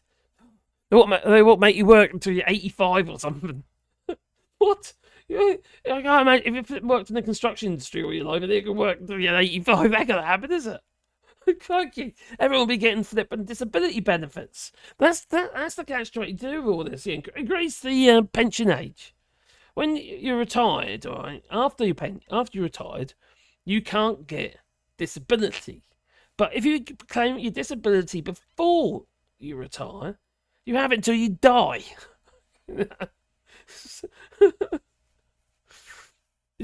Just, I think it could backfire.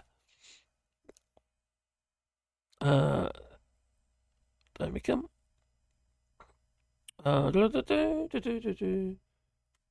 Time travel is possible. Correctly. Travel from Dundee to Edinburgh is concrete proof that time travel is possible. Are you into your band stuff? Watch. Oh, okay. Tibia or tibia? Or not tibia?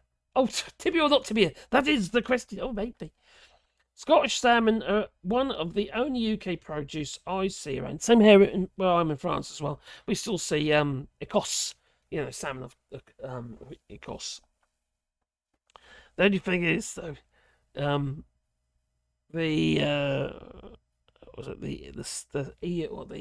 environmental status and what have you. Apparently, you Scots lied. Apparently, regarding your Scottish salmon. Apparently. So we see the news round here. A lot of a lot of the same cast that will. Oh, GS girl. Okay. I would take a massive investment. It will take a massive investment to turn the United Kingdom around. Brexit for a start. Let's reverse that. But that ain't gonna happen. It ain't gonna happen. It ain't really even possible. Not now. We've caused so much aggravation, haven't we? All those trade deals that Gary Babcock has been negotiating for all the British people, apparently. Well, at least that's what they keep telling us. I like pineapple on pizza. I don't like ham on pizza, though. It's the pineapple. I just eat the pineapple. I just like sweetness. Sweetness, you see. Just as long... already. It would take a massive... Yep, it would. Should done. Crikey. The thing is, though, if we don't accept that Brexit is shit, we're never going to fix anything anyway, are we? It just ain't going to happen. How are we going to fix something if we don't say, oh, there's a problem? All we're going to do is like sticky plaster around, and it's just like, well, we'll just be tippy-toeing all the while. It's not going to happen, is it? Even Labour's not even going to do anything, really. Make Brexit work. What the heck? What's that about? They ain't going to do nothing. Just talking about it doesn't make it happen, does it? Yeah, I know what I'm going to say, but, well, Labour hasn't got no power because they're the opposition. Well, pretty much what they're saying in opposition is what they say they've got to do when they're in power. But Phil Morehouse would say, Keir Starmer's just got one job to do.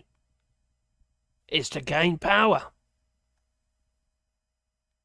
I suppose he's got a point. Can you argue that? Maybe that is his only job. On the basis of what, though? Are we just going to end up with another set of catastrophic policies? Or will they make changes that benefit the British people? Or will he just talk about the flipping flag? Either way. Alright, here we go. Alright, I've got loads of things up here, and I need to find them. It's not that one. No. No, not that one. What's that one? Is that one? Not that one. Not that one. Oh, crap, it's really annoying me. You can't find this yet. Go on.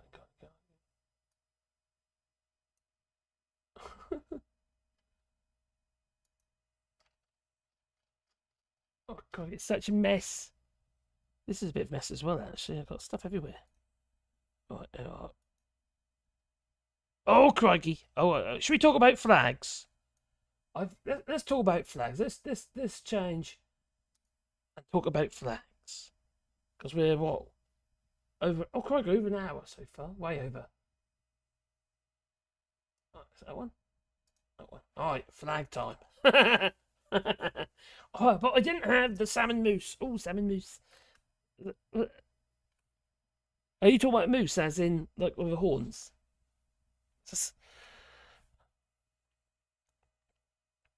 Likewise, Morehouse has only one job to do. To keep his hands out of the shortbread tin. Oh dear. Ian Anderson has a fish farm shop up Fort William, and he's supposed to be totally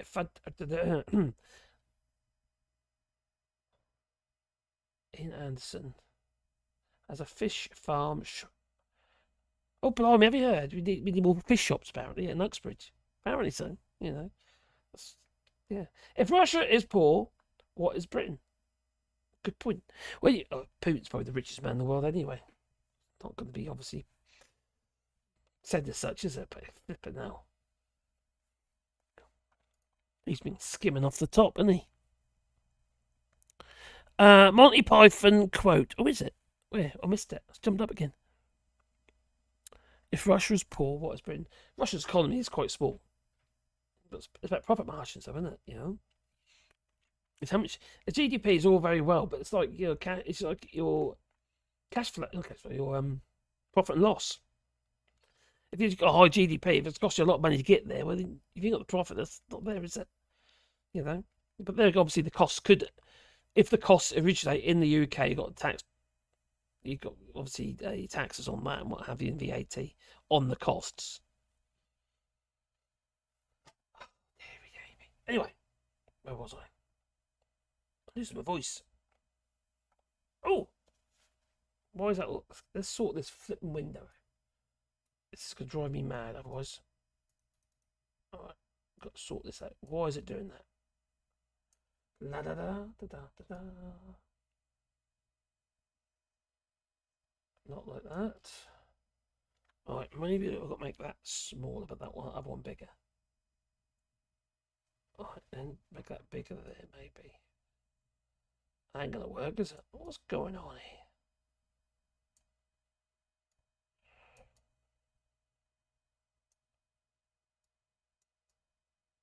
Well, anyway, can you remember earlier this month there was a load of controversy over this? This flag. Alright. Bring it in. Still be a pain in the neck. What's going on here? It's not normally a problem. It's not formatting. Oh well, never mind. So, yeah, the new Nike version of the St. George's Cross revealed early this month. Right. Looks very nice, apparently. Yeah. I'm sure everyone agreed on that. What do you reckon? I think that's actually, to be honest, I think it's diabolical. I think, holy shit. Sorry. Anyway, so I'm sure everyone agreed on that, and it's neat and it's stylish. Definitely nice in the tradition St. George's Cross. St. George's Cross is a bit like the Greek cross, isn't it? Definitely nice. Okay. An image that dates from the Middle Ages and betrays the design and limitations of the era, stripping away the connotations and of the standard England flag, both positive and negative, apparently. And comparing it with the Nike one with the complete aesthetic objectivity. And I'm convinced I'm capable of that, and it will get an air, and you'll get an earful if you tell me otherwise. So don't bother. Nike one clearly looks more pleasant. For me, that flippin' flag, the St. George's flag, it's been hijacked by the far right numpties and those who like to wear them on their underwear. Well, nevertheless, he says, I was surprised to hear that Keir Starmer was that it's being lined up actually to replace the England flag. What? What? That's going to replace the England flag? Okay. to replace the England flag. It's quite a bold move to change an ancient national symbol, and it feels rather risky to cede the copyright for that sort of thing to an American sportswear giant. We're going to have to pay royalties on the flag. And you can take being business friendly too far, and as the Labour leader said himself, it doesn't need to change. Oh, it's okay. That's fine. But he is facing discontent, that he is. Yes. As Labour MPs reject the Union Jack election flyers. Yes, they were suggesting putting the Union Jack, the butcher's apron, okay, onto the flyers, the election flyers. Could be worse, could be like the Reform Party, fascist ones, Well, Keir Starmer is facing discontent from Labour MPs over the dominant use of the Union flag in election campaign material. Could be worse. Conservatives, they have been putting their name on. They don't want people to know that they're Conservatives. They've also been Green as well, for some reason. Well, they believe it could alienate the ethnic minority voters and others. Concerns were raised at recent meetings of the party's Black, Asian and Minority Ethnic, the BAME, group at Westminster, and also by London members of the Parliamentary Labour Party. There's also the Scots, and also the Scots. They don't want I want no butcher's apron. No. There was also unhappiness among some activists who are reluctant to handle the material. Oh, no. I'm burning.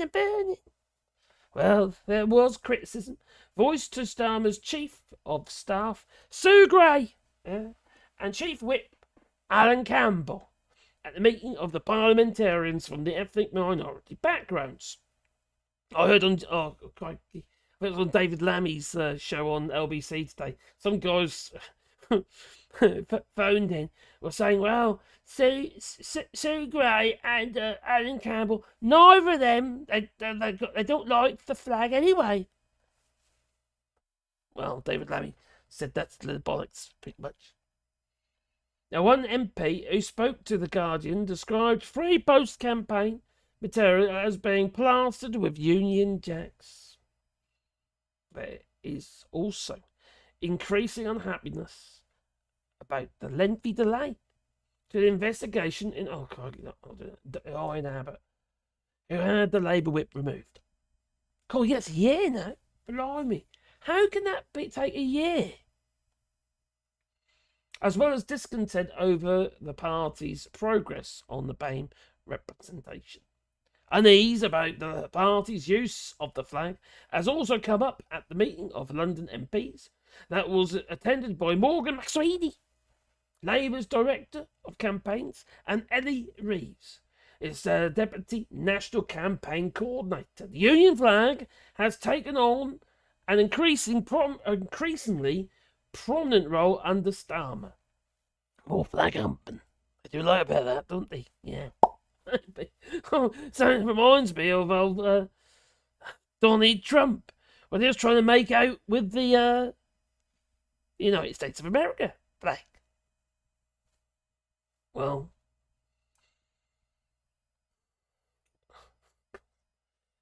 the credentials to assert the party has changed from the Jeremy Corbyn era. Don't say. However, some Labour MPs have suggested that the prominence of red, white and blue still have negative connotations among ethnic minority communities targeted by the far right. Like I say, they're wearing his underwear, bikinis and stuff. How disrespectful for that is that, eh? Have him as a pair of knickers. You get skid marks and stuff on the Union Jack. How can that be right? How disrespectful. Well, could get worse.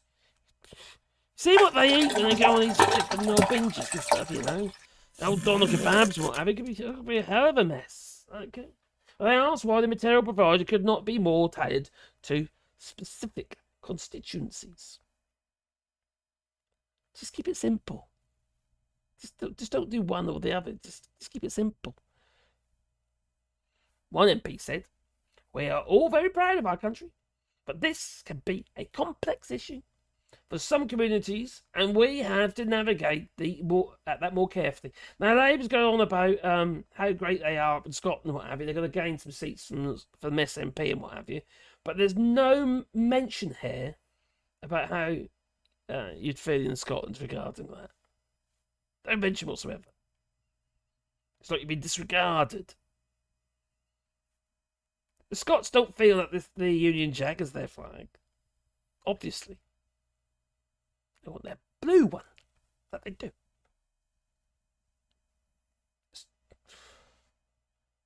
It's actually stupid. I think it's dangerous. They just keep everything neutral. I see the England flag and the Union Jack, I see it as derogatory.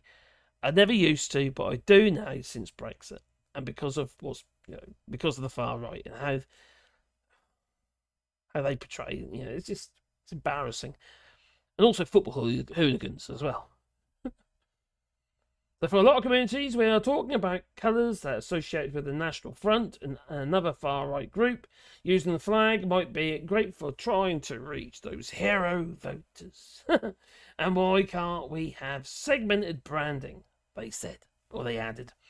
Using the phrase Labour strategists coined for the slice of the electorate who swing directly from Tory to Labour, and who tend to be more socially conservative and pro-Brexit. Just for Brexit's what they said. Yeah. It's just nuts. It's a flippin' flag. Sorry. But why have we got to get all blooming stupid over a flippin' flag? Why can't we have icons? People who have done good or something. Maybe they should be on our flag. Maybe we can change it. Every time there's a new icon. Some genius.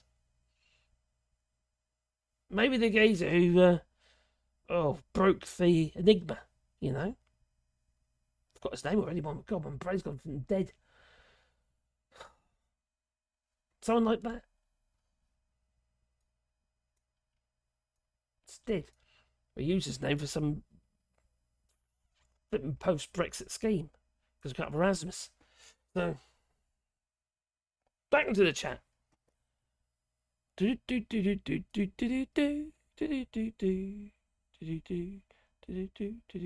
we come.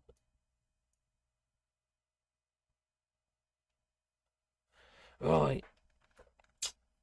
So read the news makes you an authority. Oh, Steve McGowan, what he says. Marcus Becker's fan. No. Years of continual research and keeping up with it. Okay, there we go. Okay, have we got a negative discussion? Oh, I'm in the wrong one there. I'm in the wrong chat. Oh, I'm in now. Right. Skid marks. That fucking thing is covered in blood. Yes, the butcher's apron. And it is. But I'm talking about the English, you see. It's the English that has the skid marks. Right? They wear his underwear and thongs and stuff, Hemorrhoid tourniquet. That's what it is. Okay, here we go. What's being said up there? Can we have a pineapple on pizza? Yes, no poll. Okay. Yes, no pineapple pizza poll. Oh my God, that's silly. All right, okay. Ben's has been a request. Quickly start poll. Pineapple and pizza, yes or no? Oh, bugger. You talk about the entire pizza or just pizza? Or pizza?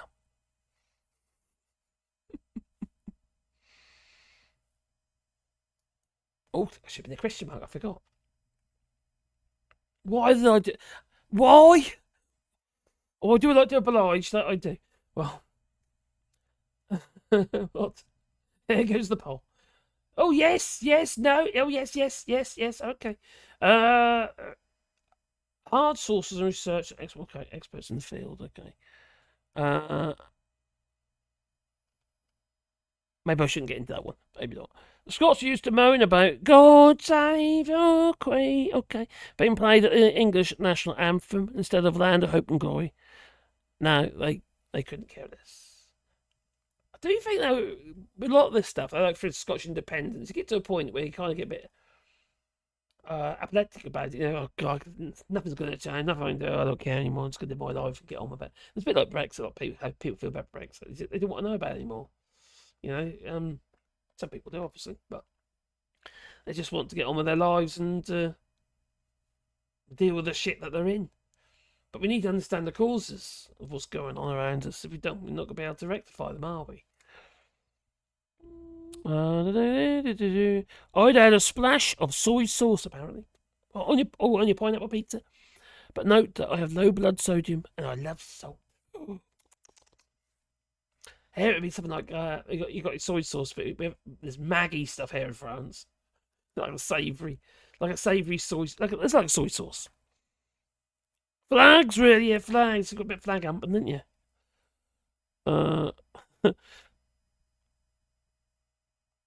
that sound effect made my pipes. I thought maybe think my pipes were backing up. Are you talking about this one? Find the toilet quickly. Love seeing the gammons use the butcher's apron as shorts and underpants. I know, it's just stupid. That or the St George's flag cross. Oh, there we go. Have we got a bit of a dispute going on here? Mark is the biggest fan and Steve are going, play nice, play nice. So reading the news makes you... Okay, we go. I could go... Oh, what, for pineapple pizza?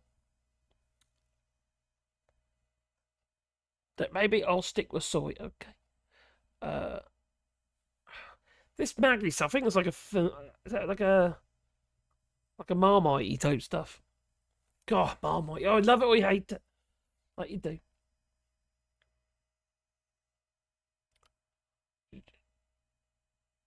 I'll take care, my friend. Be good. See ya, some. No, you have Maggie? Yeah, we do. We've got Maggie in France. You can get it anywhere in France. Is it Dutch? Is Maggie Dutch? Not Maggie Thatcher. No, but no, Maggie. It's like soy sauce. It's not soy sauce, but it's like soy. It's not. I don't think it's from soybeans. I think it's fermented. I'm not sure.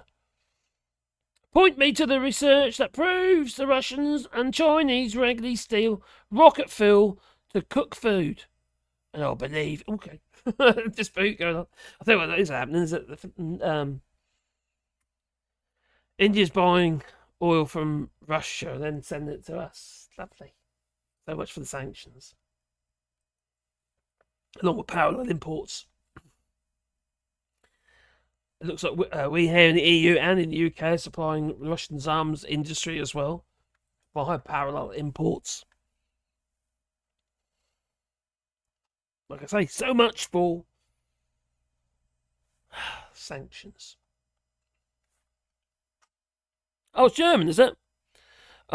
We use it if we can't cook. It's a kind of... I do like it, I must say. If I made a bit of gravy, I want a bit more savoury, I'll whack a bit of that in it. I saw news on it in German news, apparently.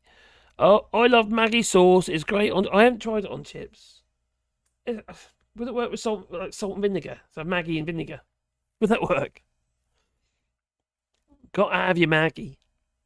You get them in little bottles, or you get the big bowl. You know? There's also another one called Viatox or Viadox. I think that was by Nor. But the real thing's Maggie, which is better.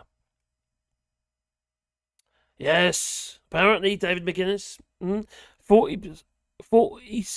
What we've got here going on there? 46% said yes to pineapple on pizza, and 54% no. Let's end that poll. Okay, we now got that poll.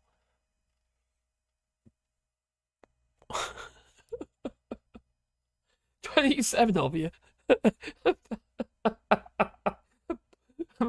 bothered to actually vote on the poll about whether you should pineapple on pizza.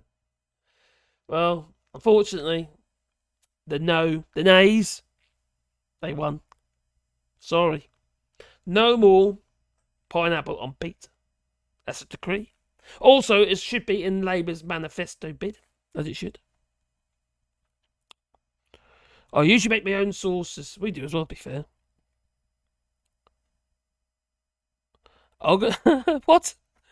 I'm going to start a Maggie Sauce is Dead website. Go on then. Good luck. Good luck.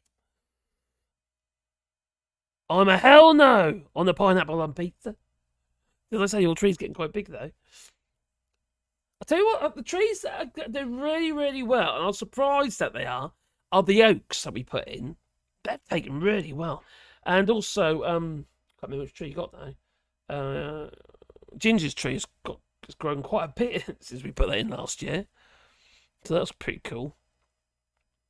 So pineapple on pizza is banned from now on. That is the decree. No more pineapple on pizza.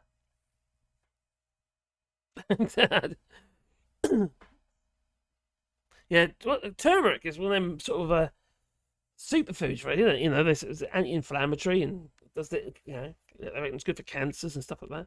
So a lot of our conditions, illnesses, and that are inflammatory based, aren't they? You know, I've got so many problems at the moment. I'm just really struggling.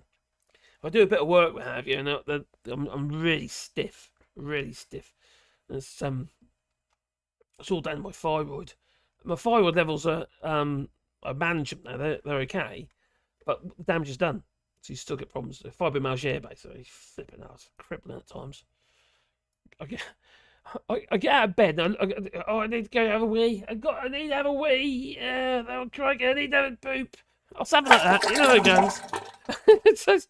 And I'm walking like I come off a flipping horse. A flipping hell. It takes me ages to free up, it does. The toilet. Terrible. How about figs on pizza? Well, I've never tried that. I've got a fig tree. I've got a couple of fig trees here. But I've never tried figs on pizzas. We were drying figs at one point. But because I've got those little tiny seeds, those little tiny seeds, they're a bit crunchy. Not pleasant. The peaches last year, we had a crazy crop of peaches. I think we're going to have a crazy crop this year as well, looking at the tree. And we dry them, and they're like sweets. They're literally like sweets. We don't dry them all the way so they're like a biscuit. We part dry them, then put them in the freezer. You eat them straight out of the freezer. Oh, God, they're so nice. They really are. Another fine Canadian treat. Along with your maple syrup. Avoiding fermented foods is good for reducing... Avoiding fermented foods for reducing inflammation. Oh, the histamines. Ah, that makes sense. Information about the health benefits of pineapple are about as thin on the ground as Russians and Chinese regularly stealing rocket fuel for cooking. Oh, God's sake. Oh, dear. How long have I been live for? I've actually got some stuff I've got to do as well. So, what's it? 2 hours 20. I've done my Mark's hour plus 23 minutes. Have you ever tried Flammkuchen tart flambe? No. Tart flambe. No, I haven't. Is it the one which has got like a thicker base?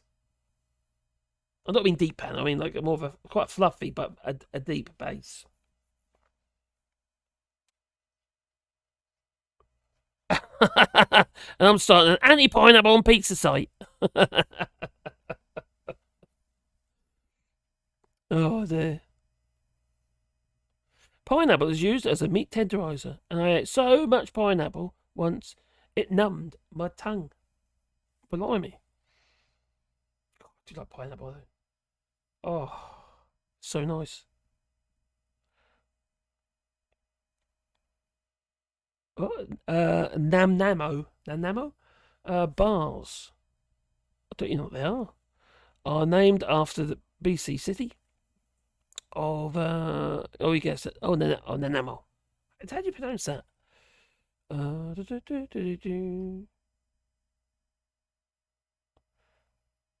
It's from the Alsace. Both sides. I've got a heart right away. I can't see of the French-German border.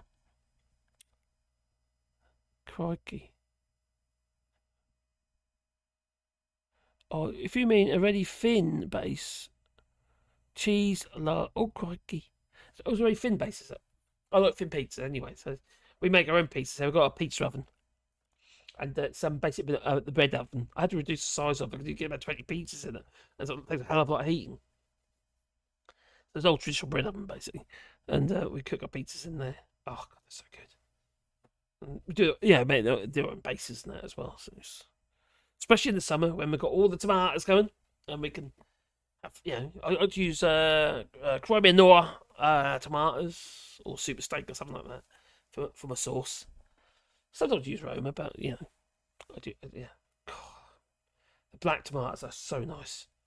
I mean, really fleshy, juicy, tasty. I really dread it when we have to start buying tomatoes from the supermarkets again. They're tasteless, and not so bad doing summer mums, but it's, even then, compared to what you could grow yourself, you need to grow your own tomatoes. You really do. If you want to know what tomatoes taste like, that's what you do. You grow your own. Hello, the Vicar. I hope you're well. And Ruth Guffery. Hello, Dahlia. I've been home from work for an hour and didn't, crikey, realise you're on. I do apologise. I should have phoned you up. I should have sent you a message.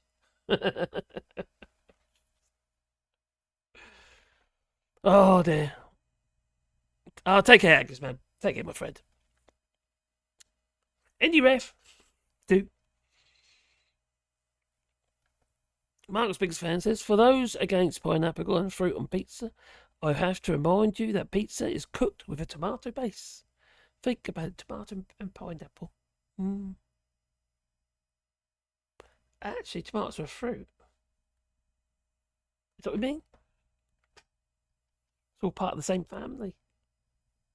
It's actually the same family as the pepper. It's the same family as the potato. It's also the same family as deadly nightshade. Is the tomato.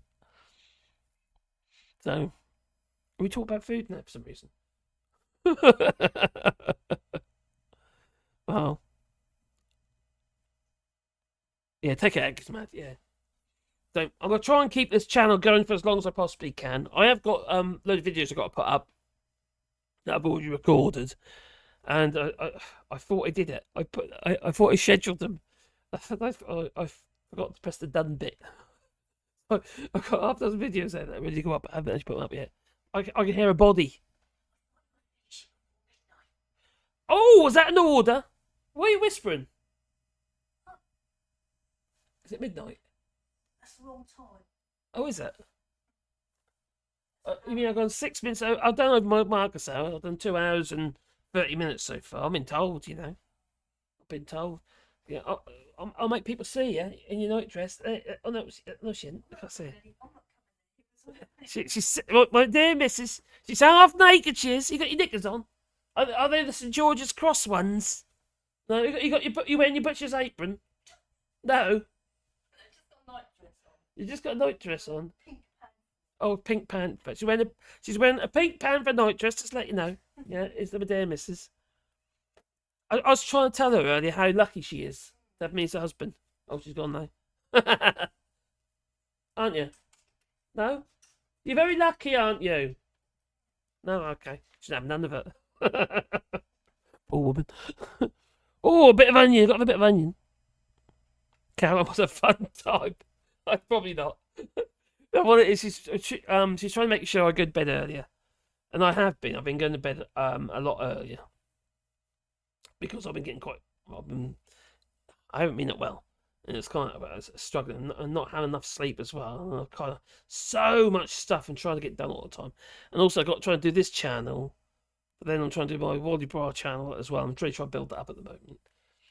And it's quite hard. It is. It's quite hard to keep going.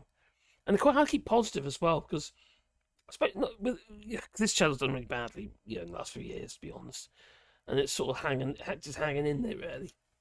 So, I'm not getting me wrong. I'm not gonna stop anytime soon. But if I do, I'll tell you first that it's gonna end. But I just keep trying to keep it going. It's also hard to keep motivated. It's not that easy. You know, especially when you talk about sort of negative stuff. So, Smaller in number, hang are on, we? what's this? Okay, But larger if in you can mind. find the article on NCBI with the number PMC 9332411, it's a good abstract error. All right, let's have a look. Ow, God. I just hurt my arm. This morning, right, Carol, she's ever sweet, and she quite often in the morning she brings me coffee, right? And she brought my coffee up this morning, and she put one of them pumpy things, you know. And I couldn't even push the flipping thing down. The pain up the back of my arms. It's not always that. It's something. The next day it might be something different. It's just stupid. I'm writing it down now because the reason for that is, yes, I can do the chat replay, but it takes 2 days for the chat replay to actually process. So it's the PMC 9332411. Okay, I'll do that. But then CBI. Right, what I could do, I could actually print screen that, couldn't I?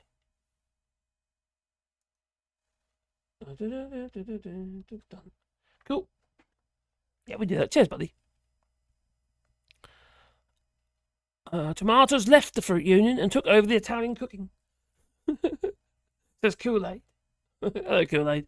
Didn't see them, my friend. Hope you will. I used some soy sauce to counteract my pineapple and honey, and it was wonderful. Well, the unusual thing to put onto strawberries, for instance, is balsamic vinegar. It actually brings out the flavour of the strawberries. It's quite surprising. Balsamic vinegar on your strawberries. That sounds a bit weird, doesn't it? I don't think you put cream on it because it wouldn't separate with the vinegar. So you wouldn't have cream, would you? After my first taste of fresh pineapple, there's no going back to canned. No, I agree. There isn't.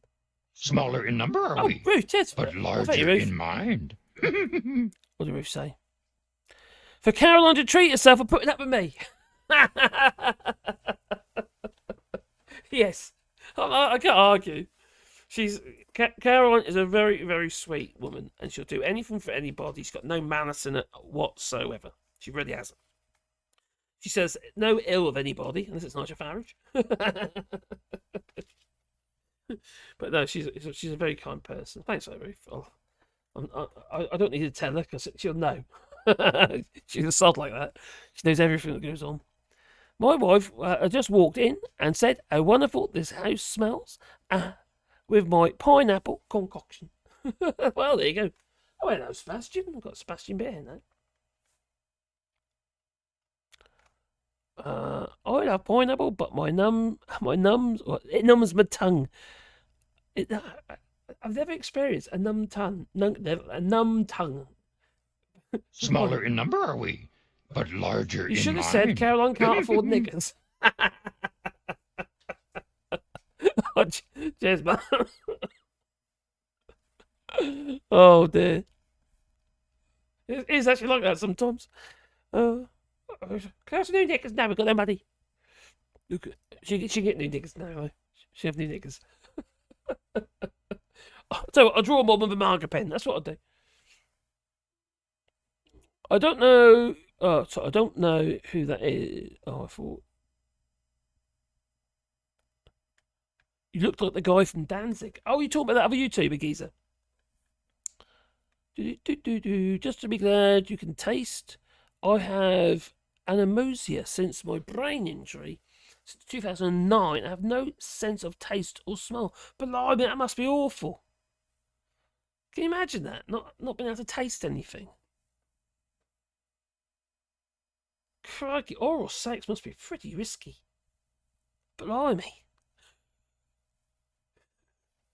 If you know what I mean.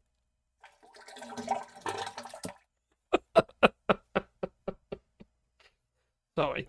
No, not great, is it? It's like people had COVID and non-COVID and stuff, or people that lost their smell and all that, and it was a COVID. No, that's not great, is it? I can't. Is there any point going to a restaurant if you can't taste it? stuff like that. We ought to go out anywhere. And what about beer? Especially a cheap date. I haven't had that either, blimey. I agree, it is awful, Joel. I think unless you can actually experience that yourself, could you? I don't think you really appreciate how bad that must be.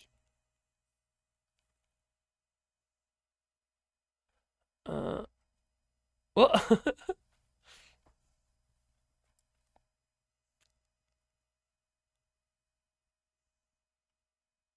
Blimey. Yeah, that's not great, is it? Not great at all. Oh, scrub.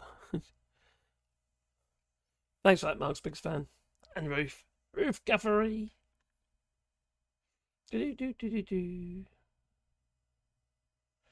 All shorts, you're right, you're correct. It's hard to keep motivated when all you talk about is negative. Very true. Fortunately, I got my woodworking channel, but yeah, I don't do any politics on there at all. So I try to get everything positive on there, and also I'm a prat, you know. So it's just all a bit of a piss take and a pratting about really on my woodworking channel, and hopefully give people a little bit of information as well at the same time, help people do stuff or motivate people to do stuff. Yeah, it's not just woodworking; it's like DIY and all that sort of stuff. So a bit of everything really. Anything I can think of at the time. Oh, that'll do. That'll make a video. Oh, let's make a video. A bit like that. Hello, Wally. Oh, what another tree? Blimey. So yeah, I kind of enjoyed the woodworking. It's respite from everything's going on. The thing about anything to do with politics, you've got to follow it all the time, you know, and it's tiring. You got that? Okay, you got it. Okay, I got it. Got this one down here as well. Oh, there he is. So it is hard time.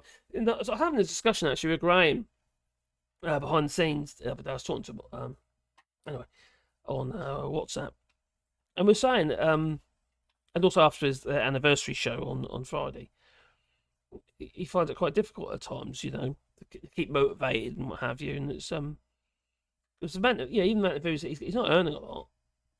Or they brought him quite a bit on that day, I suppose. But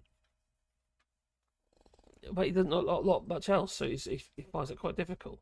I appreciate it. Also, it's the constant grind. Because when you're doing videos, like let's say for instance, I don't know, my woodworking channel, I went mad and I made a whole load of videos in one day, all right, for the whole week. Argument's sake, you can do that with the woodworking channel because they're not time sensitive at all. You know, you just unless something has come up in the news that's relevant to it. But regarding any of politics, Brexit, or what's going on in government, what have you, you got to try to act on it straight away. Obviously, it's just old news, isn't it? It's just, you know, no one's interested anymore. You know, oh, I read about that. I don't need to click on that. I already know. You know, it's that kind of thing. So there is no you can't plan ahead. So for example, you can't like schedule ahead. Now, I thought about this a lot though. I was thinking about doing a bit of turning the channel around into something slightly different, and it's just I'm just not motivated enough. Not regarding this channel. I really aren't anymore. I used to be so, but me and the amount of videos I used to put on this channel, you know, those days I put 15 to 20 videos on in a day on this channel. I'm not saying it's always a good thing, and obviously editing videos and trying to make them fun and all that, you know, and it's I'm losing the will to live actually, all to be honest. Not literally, but I mean, but I ain't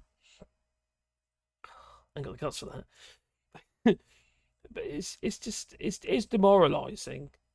And I was having this discussion with Caroline earlier this week. Actually, I said to her, you know, why do I care when the people around you don't necessarily care? I'm not talking about you guys. I know you guys do care what's going on, but you know, so many people don't. Totally oblivious, and that what brought that to my forefront in my head was when I mentioned earlier about my daughter. She's totally oblivious what's going on. And it's the people that I worry about. And I think, crikey, you don't have a clue. You really don't have a clue what's going on around you. And she ain't alone. There's loads of people like that. And you think to yourself, what? If you don't care, why do I? You know? And it's I think it's when you've been kind of like fighting the same battle for such a long while, and it's kind of it's tiring. And I know others, other channels here on people that you know also are struggling with it. You know, the constant grind, and also the topic, because like David just said, it's a lot of negativity, isn't it? You know, but there again, if I told you that something was great because of Brexit, you get no views anyway. Either. So it's just like you're flogging a dead horse, really. Or is it just me? It's just me. It's not everyone else's fault. It's all your Smaller fault. in number, are It's we? just me. But larger in mind. Oh, cheers for that, Dave. Thank you. It's hard to go, but keep going. I know that is. It is hard. I'm not trying to whinge and whine about it. I'm just saying, just trying to come. Oh, where my heart must leave me. Ignorance is bliss. That is. And that's, a lot of people don't want to get involved. It's like politics in general. You know, if you asked about Labour, what have you, about Labour policies and Tory policies and Green policies, and this, that, and the other. So many people just don't know, or they just don't care. And you think to yourself, why are they voting? Should they be allowed to vote? There's that to democracy, but sovereignty. But it makes you wonder. It makes me wonder. It certainly does. You know, the vote's it's got to count for something, not just whether or not someone's got fluffy hair. It's just silly. But it's human, apparently. The ignorance is widespread and persistent. It is, and I think it's growing. There's something. It's the same people that are vocal against this madness. Not just Brexit. I mean, politics in general in the UK. It's the same people, and then it's also the same people on the other side of the coin, the mad people. Like, for instance, I don't know, the guy who thinks you can grow concrete. Those kind of people. But those who just go to work and need to pay the bills and stuff like that, they just think to themselves, well, this lot of shit, I'll vote for that lot. Hopefully they'll be better. They don't. Most of them don't understand or get what can Labour actually do, the details of it, the difficulties that they're going to be up against. Some people do, obviously, but not as a majority. Smaller in number, are we? But larger in mind. So it's just one thing, isn't it? You just have to accept the madness, I suppose, because I don't really feel there's much I can do about it. You keep plodding on, try and keep people informed, and maybe hopefully change some minds. But but you're not. You just do. So it makes you wonder, doesn't it? At least we're making something with wood. It's actually got something at the end of it, and it is wood. It's earthy, and planting trees as well. That obviously makes me feel good about things. It's pretty cool. I've always told you. Smaller in number, are we? But larger in mind. I've always told you, and got a row for it. What? I always told you, and I got a row for it. Just be yourself. Like now, don't try to be a character. Just talk to people. But I don't try to be. I am a character. It's just like in my. I just love messing about. Caroline will tell you. She knows exactly what I'm about. I get tired, and I burn myself out because I'm a bit. Well, even if I'm on my own, I'm absolutely crazy, and it's kind of like no time at all. I'm absolutely knackered, and I burn myself out. For my own, listen to music and stuff like that. I'll be sick of doing all sorts of shit, and it's just who I am. I've had this conversation just people before about just be yourself, just talk to the camera and stuff like that. I don't know, it's just me. I get carried away. I can't help it. Just if anyone there's been watching my videos on my volleyball channel, volleyball woodworking, they're a bit crazy. Some of them are. It just makes me happy. I just enjoy doing it. So That's who I am. I only watch this channel for the fluffy hair. What, this one? I've got a brush. Do you see I've got a comb, sorry, not a brush. Do you see my brush, my comb? There it is. Yeah, there you go. It's for beard, you see. There you go. Let's get, look how long it is. I've got a massive chin now. Got Desperate Dan. Fluffy hair, and hope that one day all shots on might wear his NRI card again. For God's sake.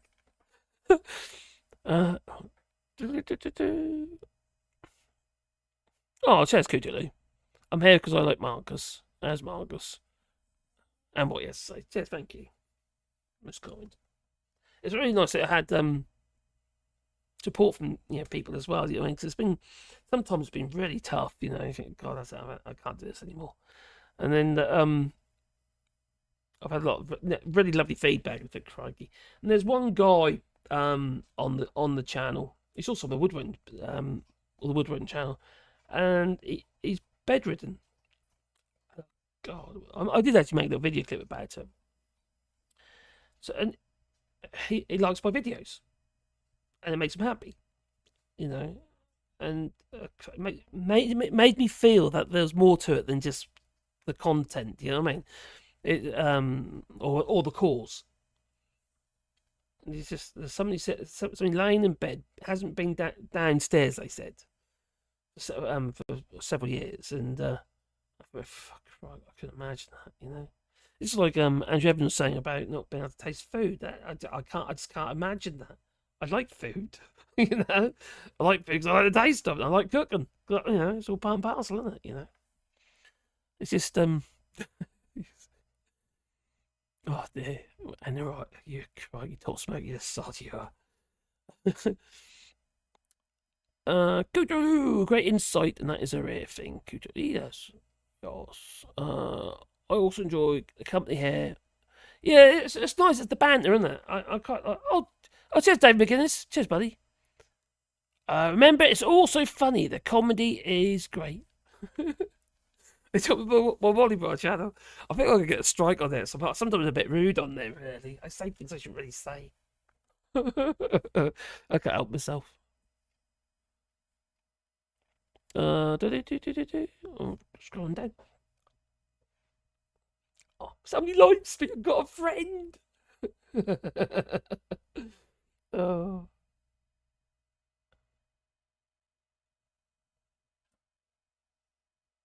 Crikey. Oh, cheers, Ruth. There we come. I always enjoy your company here, Cthulhu. I enjoy Cthulhu's company. Hope I'm pronouncing that right. Do you love Max? Is it Max start singing? Max, is it? No, has he? Max Rosespear. I think he go on about him, sing something, you know. A bit of Elvis or something. Love me tender or something, you know. Same here. Same here. You are Marcus, and I enjoy the way in which you present your videos. Just keep going and ignore those who don't like it. Yeah, it's. But you know, it's good when you do lives and stuff like that. It's lovely, you guys and gals, do super chats and stuff like that. But you also got to pay your way, haven't you? You know, in life and stuff. There are bills to pay, and sometimes it gets tough. I'm not so bad actually this last month because I've got a couple of jobs in now. So regarding the woodworking, so that's obviously going to be a big help because we were already brassic and it's hard, you know, when you say you live to your means, and it's got what we did before, you know, we sort of lived into our means. We never had masses of money, but we were living to our means, and we were comfortable. And then Brexit happened and screwed us right over, you know, destroyed my business pretty much. And it wasn't. I know I could have diversified. I know I could have maybe promoted towards more French customers and what have you. And because I didn't really promote at all. People just literally just contact me. Can you make me this? Because I had a fairly good reputation. But it was with the English. So how would I have to gain that reputation again with the French? I just got a bit depressed about it all. So I just found it very difficult to carry on with the woodworking. It's just when you see your business kind of start falling apart, and you feel spend all this time and effort and energy building it up, doing the work and all that as well. You know, having a source of materials and all that sort of stuff. You know, and then it all kind of goes tits up, and it's demoralising. It really is. And then for some reason I made a video about James O'Brien and and it kind of took off, even though it was James O'Brien Snake in the Grass. It was the title. It wasn't about him being a snake in the grass at all. I was being facetious, and it's anyway it did really well. I'll make some more videos then about the topic on Brexit and stuff like that. So I did, and it started doing okay, and it was growing quite quickly. I was getting quite excited about it, and then within the first year, it started going a bit shit, and it's just been treading water ever since. Really, it's just what it's like, you know. You know, anyone who tells you YouTube is easy, it's not. Making videos isn't easy, especially with news-related content, because you've got to do a hell of a lot of research, and also you've got a limited time frame to work. Yeah, to work it. That's just how it is, isn't it? It's one of the things. Do I recommend anyone go into YouTube? No, not really. No, I don't. Unless you're really, really good at it, obviously. There we come. Remember that there are only one handsome oh, crikey. The two Davies. No one knows which until they appear on screen. And I think Mad Monk as well. The Volleyball channel where politics are not allowed, and I am also the mod. You are. Oh, cheers, my friend. Yeah. No, I don't do politics on there at all. If anyone puts anything on there regarding politics, I don't engage. I rather not. Not on that channel. No. I'm sorry. I have quite some of the people on there are actually from this channel. Who was actually quite derogatory on this channel, right, regarding me and my views and stuff like that. Is now on my woodworking channel, and he's absolutely brilliant on there. You know. It was horrible on this channel, but on that channel he loves it, and he also soup chats me and stuff like that as well on the other channel. Yeah, a little bit here, a little bit there, and it's, you know, but it's it's funny, isn't it? You know, you think that he'd have a bit of a negative Beaners bonnet because of what I talk about on this channel, and yet, yeah. I think I actually hid him on this channel in the end because he's getting on my tits. What's the bubble bath involved? What bubble bath? David McGuinness. Okay, what's happened, David McGuinness? Oh, sure. The funniest thing anyone said to me was that a woman who said she watched my videos in the bath. My wife was mortified. Really? Ooh. Oh, dear. Remember that? I prefer that term myself. Give me more character. Scroll up. What have I missed? I'm so old that bipolar is a new understanding of mental health. Since I qualified as a psychiatric nurse back in the day, we recognised it as manic depression. It's... Oh, crikey, what is it now? Is it ADHD or attention deficit? No, ADHD. It's attention deficit disorder. Attention deficit. What's the one that's also thought of as like naughty child syndrome? It's not. You've got autism and autism, ADHD. Oh, crikey. Yeah, attention deficit is ADHD, and of course it's attention deficit disorder. Yeah.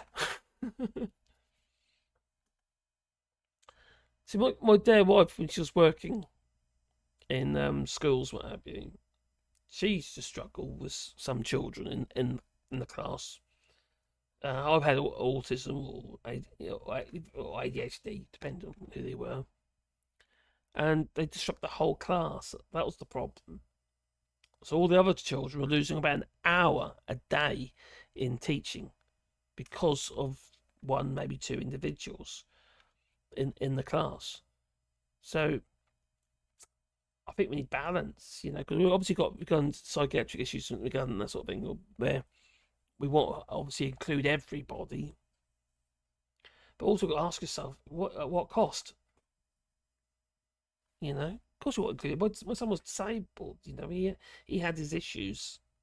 You know, obviously the school had to bend over backwards for him. And obviously, as a parent, we were so fortunate that, and very grateful that the school was good and helped them. But he didn't actually disturb the other pupils in the class. So you got them at the moment say about keeping your kids in school and stuff. There's stuff on news ads, isn't it, on LBC that's been recently regarding you know, keeping the kids in school for as long as possible. Don't go on holiday and all that sort of stuff, and yeah, we'll fine you. But what about the disturbances in the classroom as well? But then again, how do we cater for those children? Because they need help. There was a little child in school, college school, had ADHD.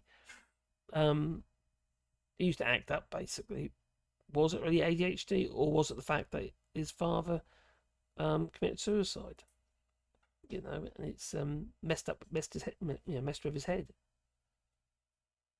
Cry for help, I suppose. It's difficult, isn't it? What's the solution? The thing is, there's no one shoe fits all, is it? And it's like anything in politics as well. Richie Sunak had this thing, didn't he, regarding about, like, for instance, the furlough schemes and stuff like that. It was one shoe fits all. There ain't no one shoe fits all. You know, you're gonna have people who get too much, and you're gonna have people who don't get enough or nothing at all, like self-employed, for instance. Doesn't make any sense. It's not no logic, and it can't be that difficult to work out. But they just want to make it as simple and as easy as possible. Do the least amount of work as possible. Now, I suppose it brings you on to Whitehall, what have you, in the civil service. The Tories got the civil service down, you know, since they were in power. And they were back up to what we were when they first came into power, as in the amount of people working in the civil service. Because obviously Brexit has caused a huge amount of paperwork, hasn't it? Visas and passports are more complicated now than disabled. By the way, if you get your passport renewed at any point soon, so you get your lovely black one, I think there's that goes up to from £80 odd to 99. I think it's on the 10th of April. I think it is. In fact, I've got to do mine, so I'll get mine done before then. I've got to pay that £20 if I can help it. So,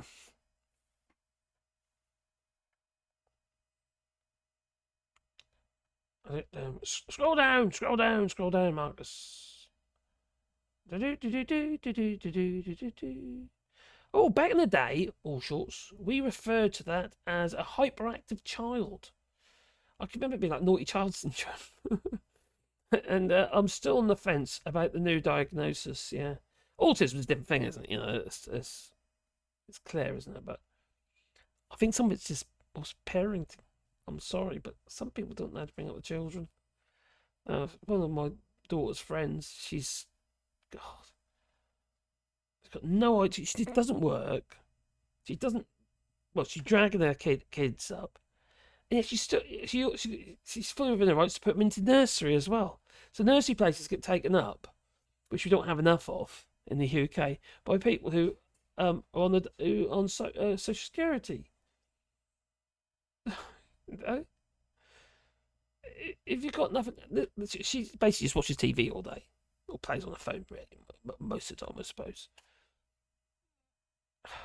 In what sense has she actually helped her children? We have a better society, wouldn't we, if we looked after our children? They are the future, after all, aren't they? Educate them.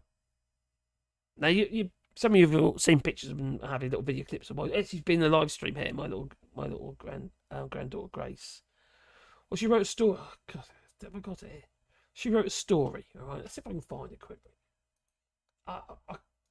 Really good. I mean, really good. Beginning, middle, and end, and all. Caroline, send it to me. What's that? No, I don't want that one. It's not what I want. I want that. Or did Yasmin send it to me? Although she sent me loads of news articles. Carol does a lot of she finds things and sends it to me. Oh, crikey, have I got it? Not that, not that, not that. No, I think that's too old now. Oh, damn. No, it's Friday. Well, it's too old. Please, please, please, please, is it there? I'll read it to you if I can find it. No, I think that's... Oh, damn. No. Not that one. I'll see if my daughter sent it to me. I did ask Yasmin to send it to me. Oh my god. I've just got a little video clip of my little grandson jumping about here. No. Oh, it's not there. I haven't got it. But it's really good. Anyway, she's Oh, my daughter did send through the Reform Party flyers.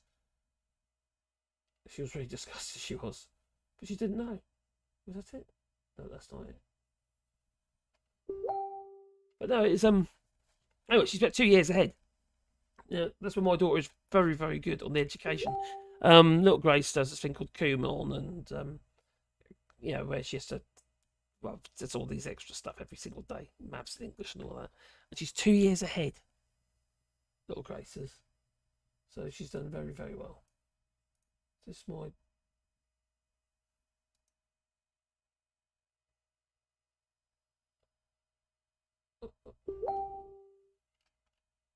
Okay. Oh, yeah, I saw that. Hello, Lee Corn. I hope you're well, my friend. Watching on the big telly here in France. Oh, crikey, I should be in 4K then, shouldn't I? There we go. Detach my mind from work is something I struggle sometimes. You know what? When you're self-employed doing this, it's very hard to get respite. It's always the same when I was just working in the UK, yes, as business, what have you. You never stop thinking about it. So there isn't really any time when you don't actually work. You always think about it. You know, messages keep coming in. You've got to deal with them. So you don't really have any time where you can really fully relax and sort of like disengage from your work. And that's where I think really, well, you're better off being employed sometimes, because you can say, that's not mine, that's it. I'm going home now. Unless you're having problems at work, and then obviously that will come back home with you, won't it? And you'll sort of struggle and all that. Detach my mind from work is something I struggle sometimes, yes. I can relate to that.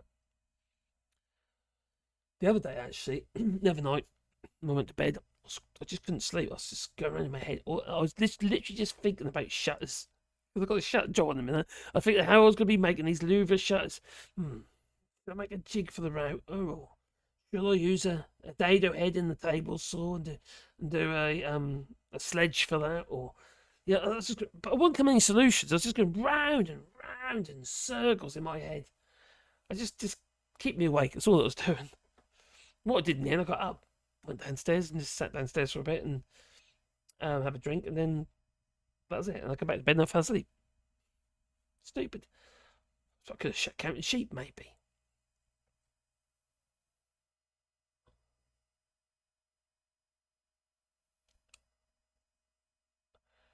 I wish I could detach my mind most of the day. That's Cthulhu. Cthulhu, I can understand that, but I sometimes get tunnel vision and remain oblivious to the world while I'm doing my thing. Do you know what? That's me all over. And also my daughter husband. Because we're both creative people, we find it quite easy to entertain ourselves. We don't necessarily need loads of friends or friend activity or go out in the evening and stuff like that. We don't need any of that. I love playing with tools. It's like going to, it's like going to the toy shop, you know. And it's going to a toy room and playing with my toys.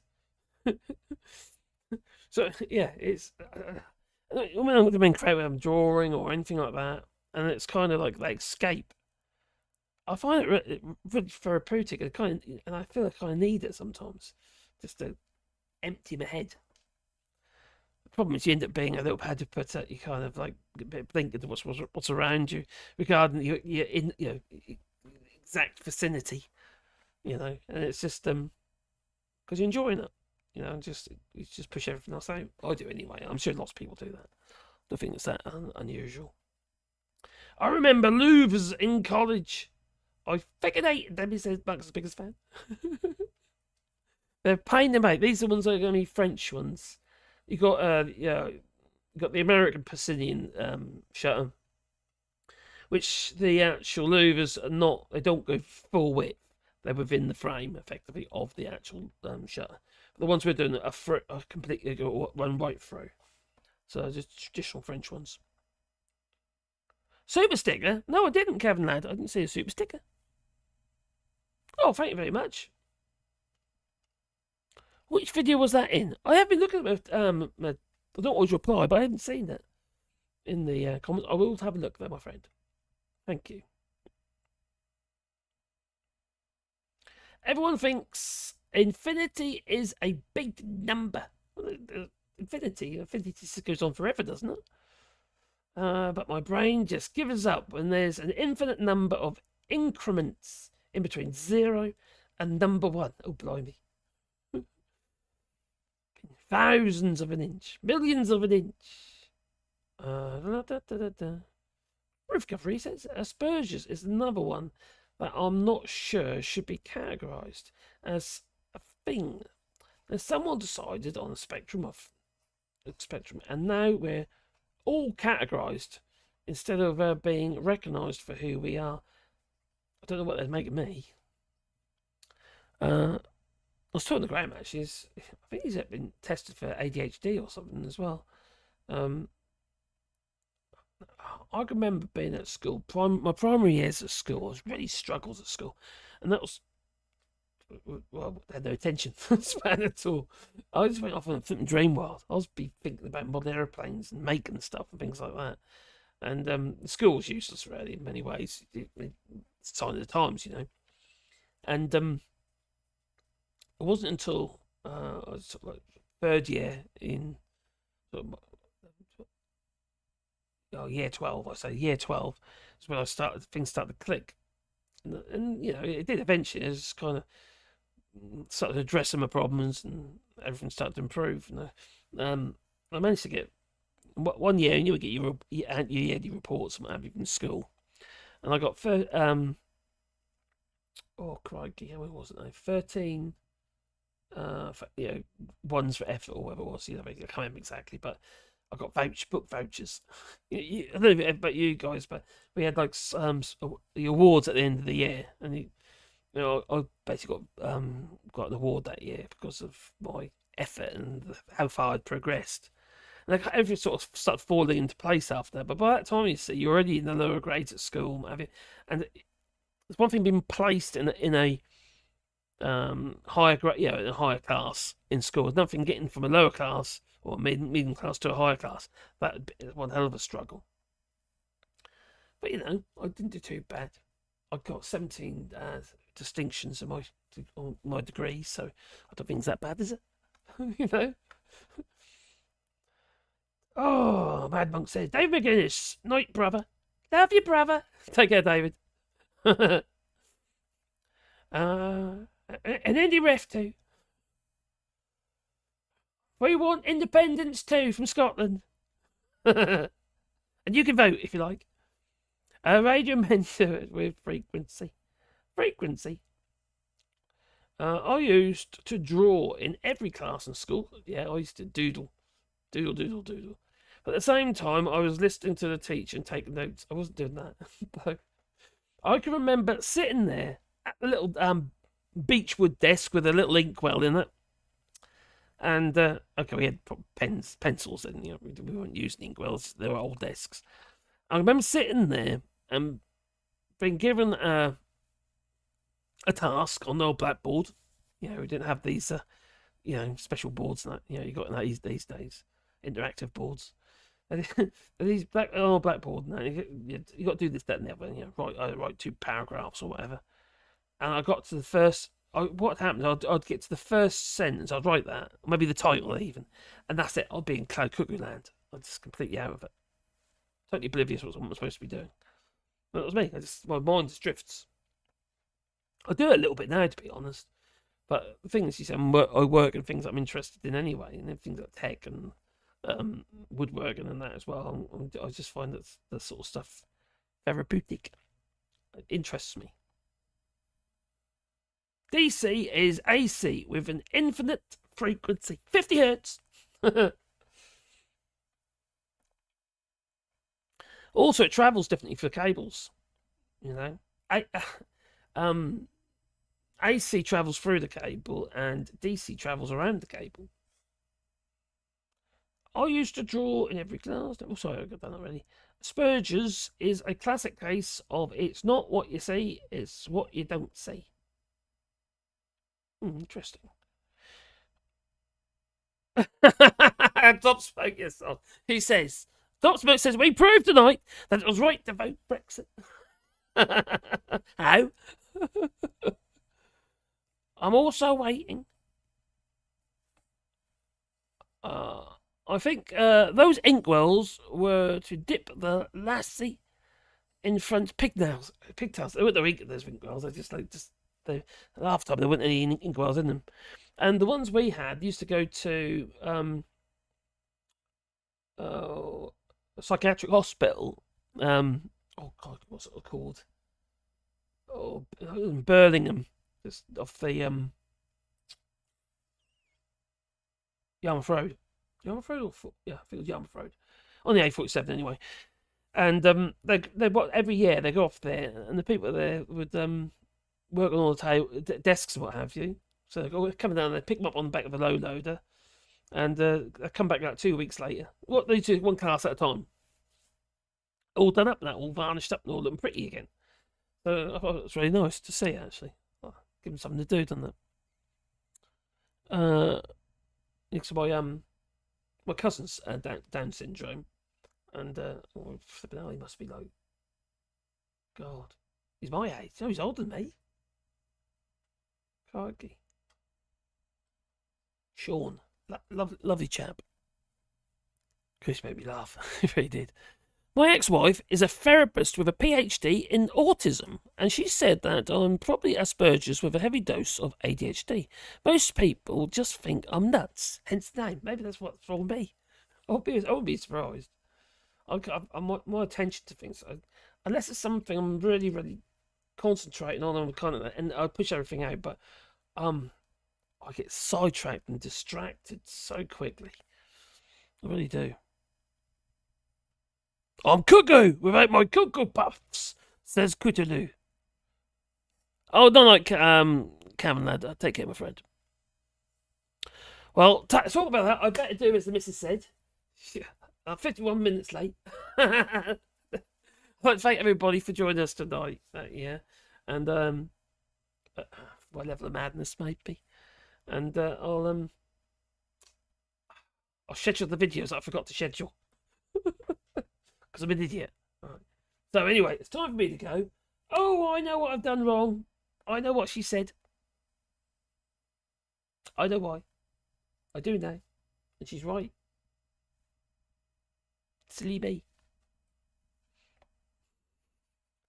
What happens, you see, if I go past midnight, the super chats and stuff that you're giving us today, which is very kind of you, goes on to next month, not this month.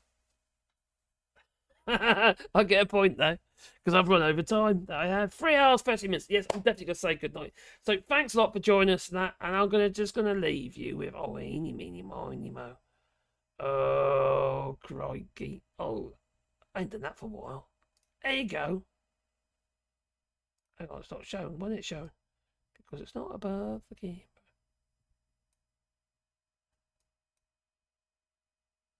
It would be, but it's not showing it. Why isn't it working? Oh dear. Oh crikey, I don't understand things. It's not working. Blimey. Oh, here we go. I think, on balance, Brexit has been a significant success for this country. But I do acknowledge we wouldn't have a better method of supporting farmers that strengthens the environment as well as enhancing food production if we were in the Common Agricultural Policy. 3 big benefits of Brexit. Okay. Cuckoo, cuckoo.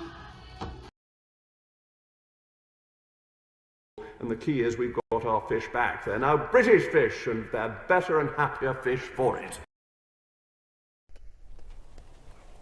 Hello, and welcome to All Shorts. Well, we talked about this before. Okay, thank you very much. Thanks to the Hello, Spanish. and welcome Thank to you, All Spanish. Shorts. Now, I have talked about this before. Okay, there's a cow.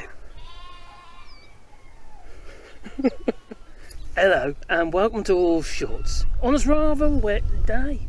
Well, me and the missus have been quite busy. No, that wasn't the missus. No. Yeah, we've been planting trees this weekend.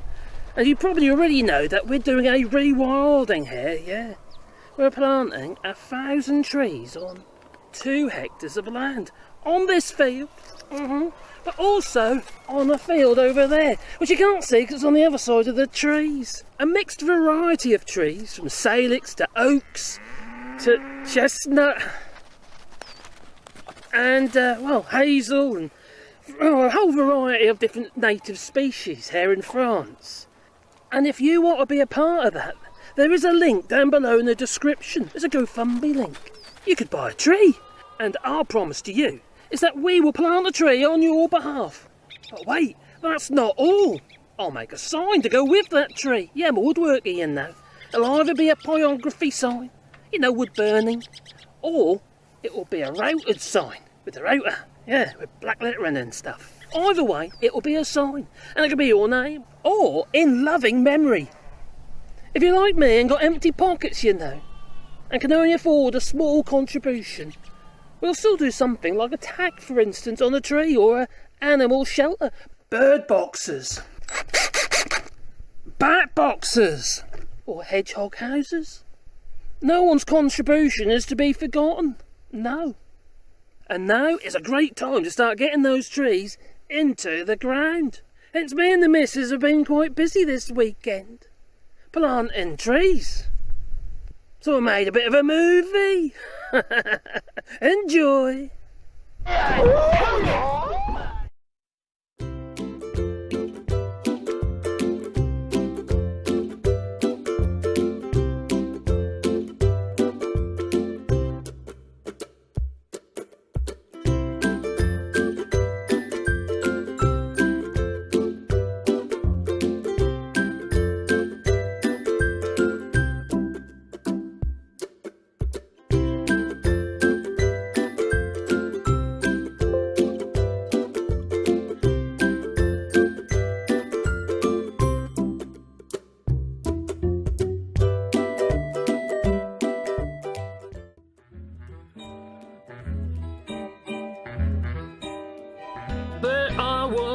Digging this hole, a hole in the ground, so big and all around it was. There I was, digging it deep. It was flat on the bottom and the sides were steep.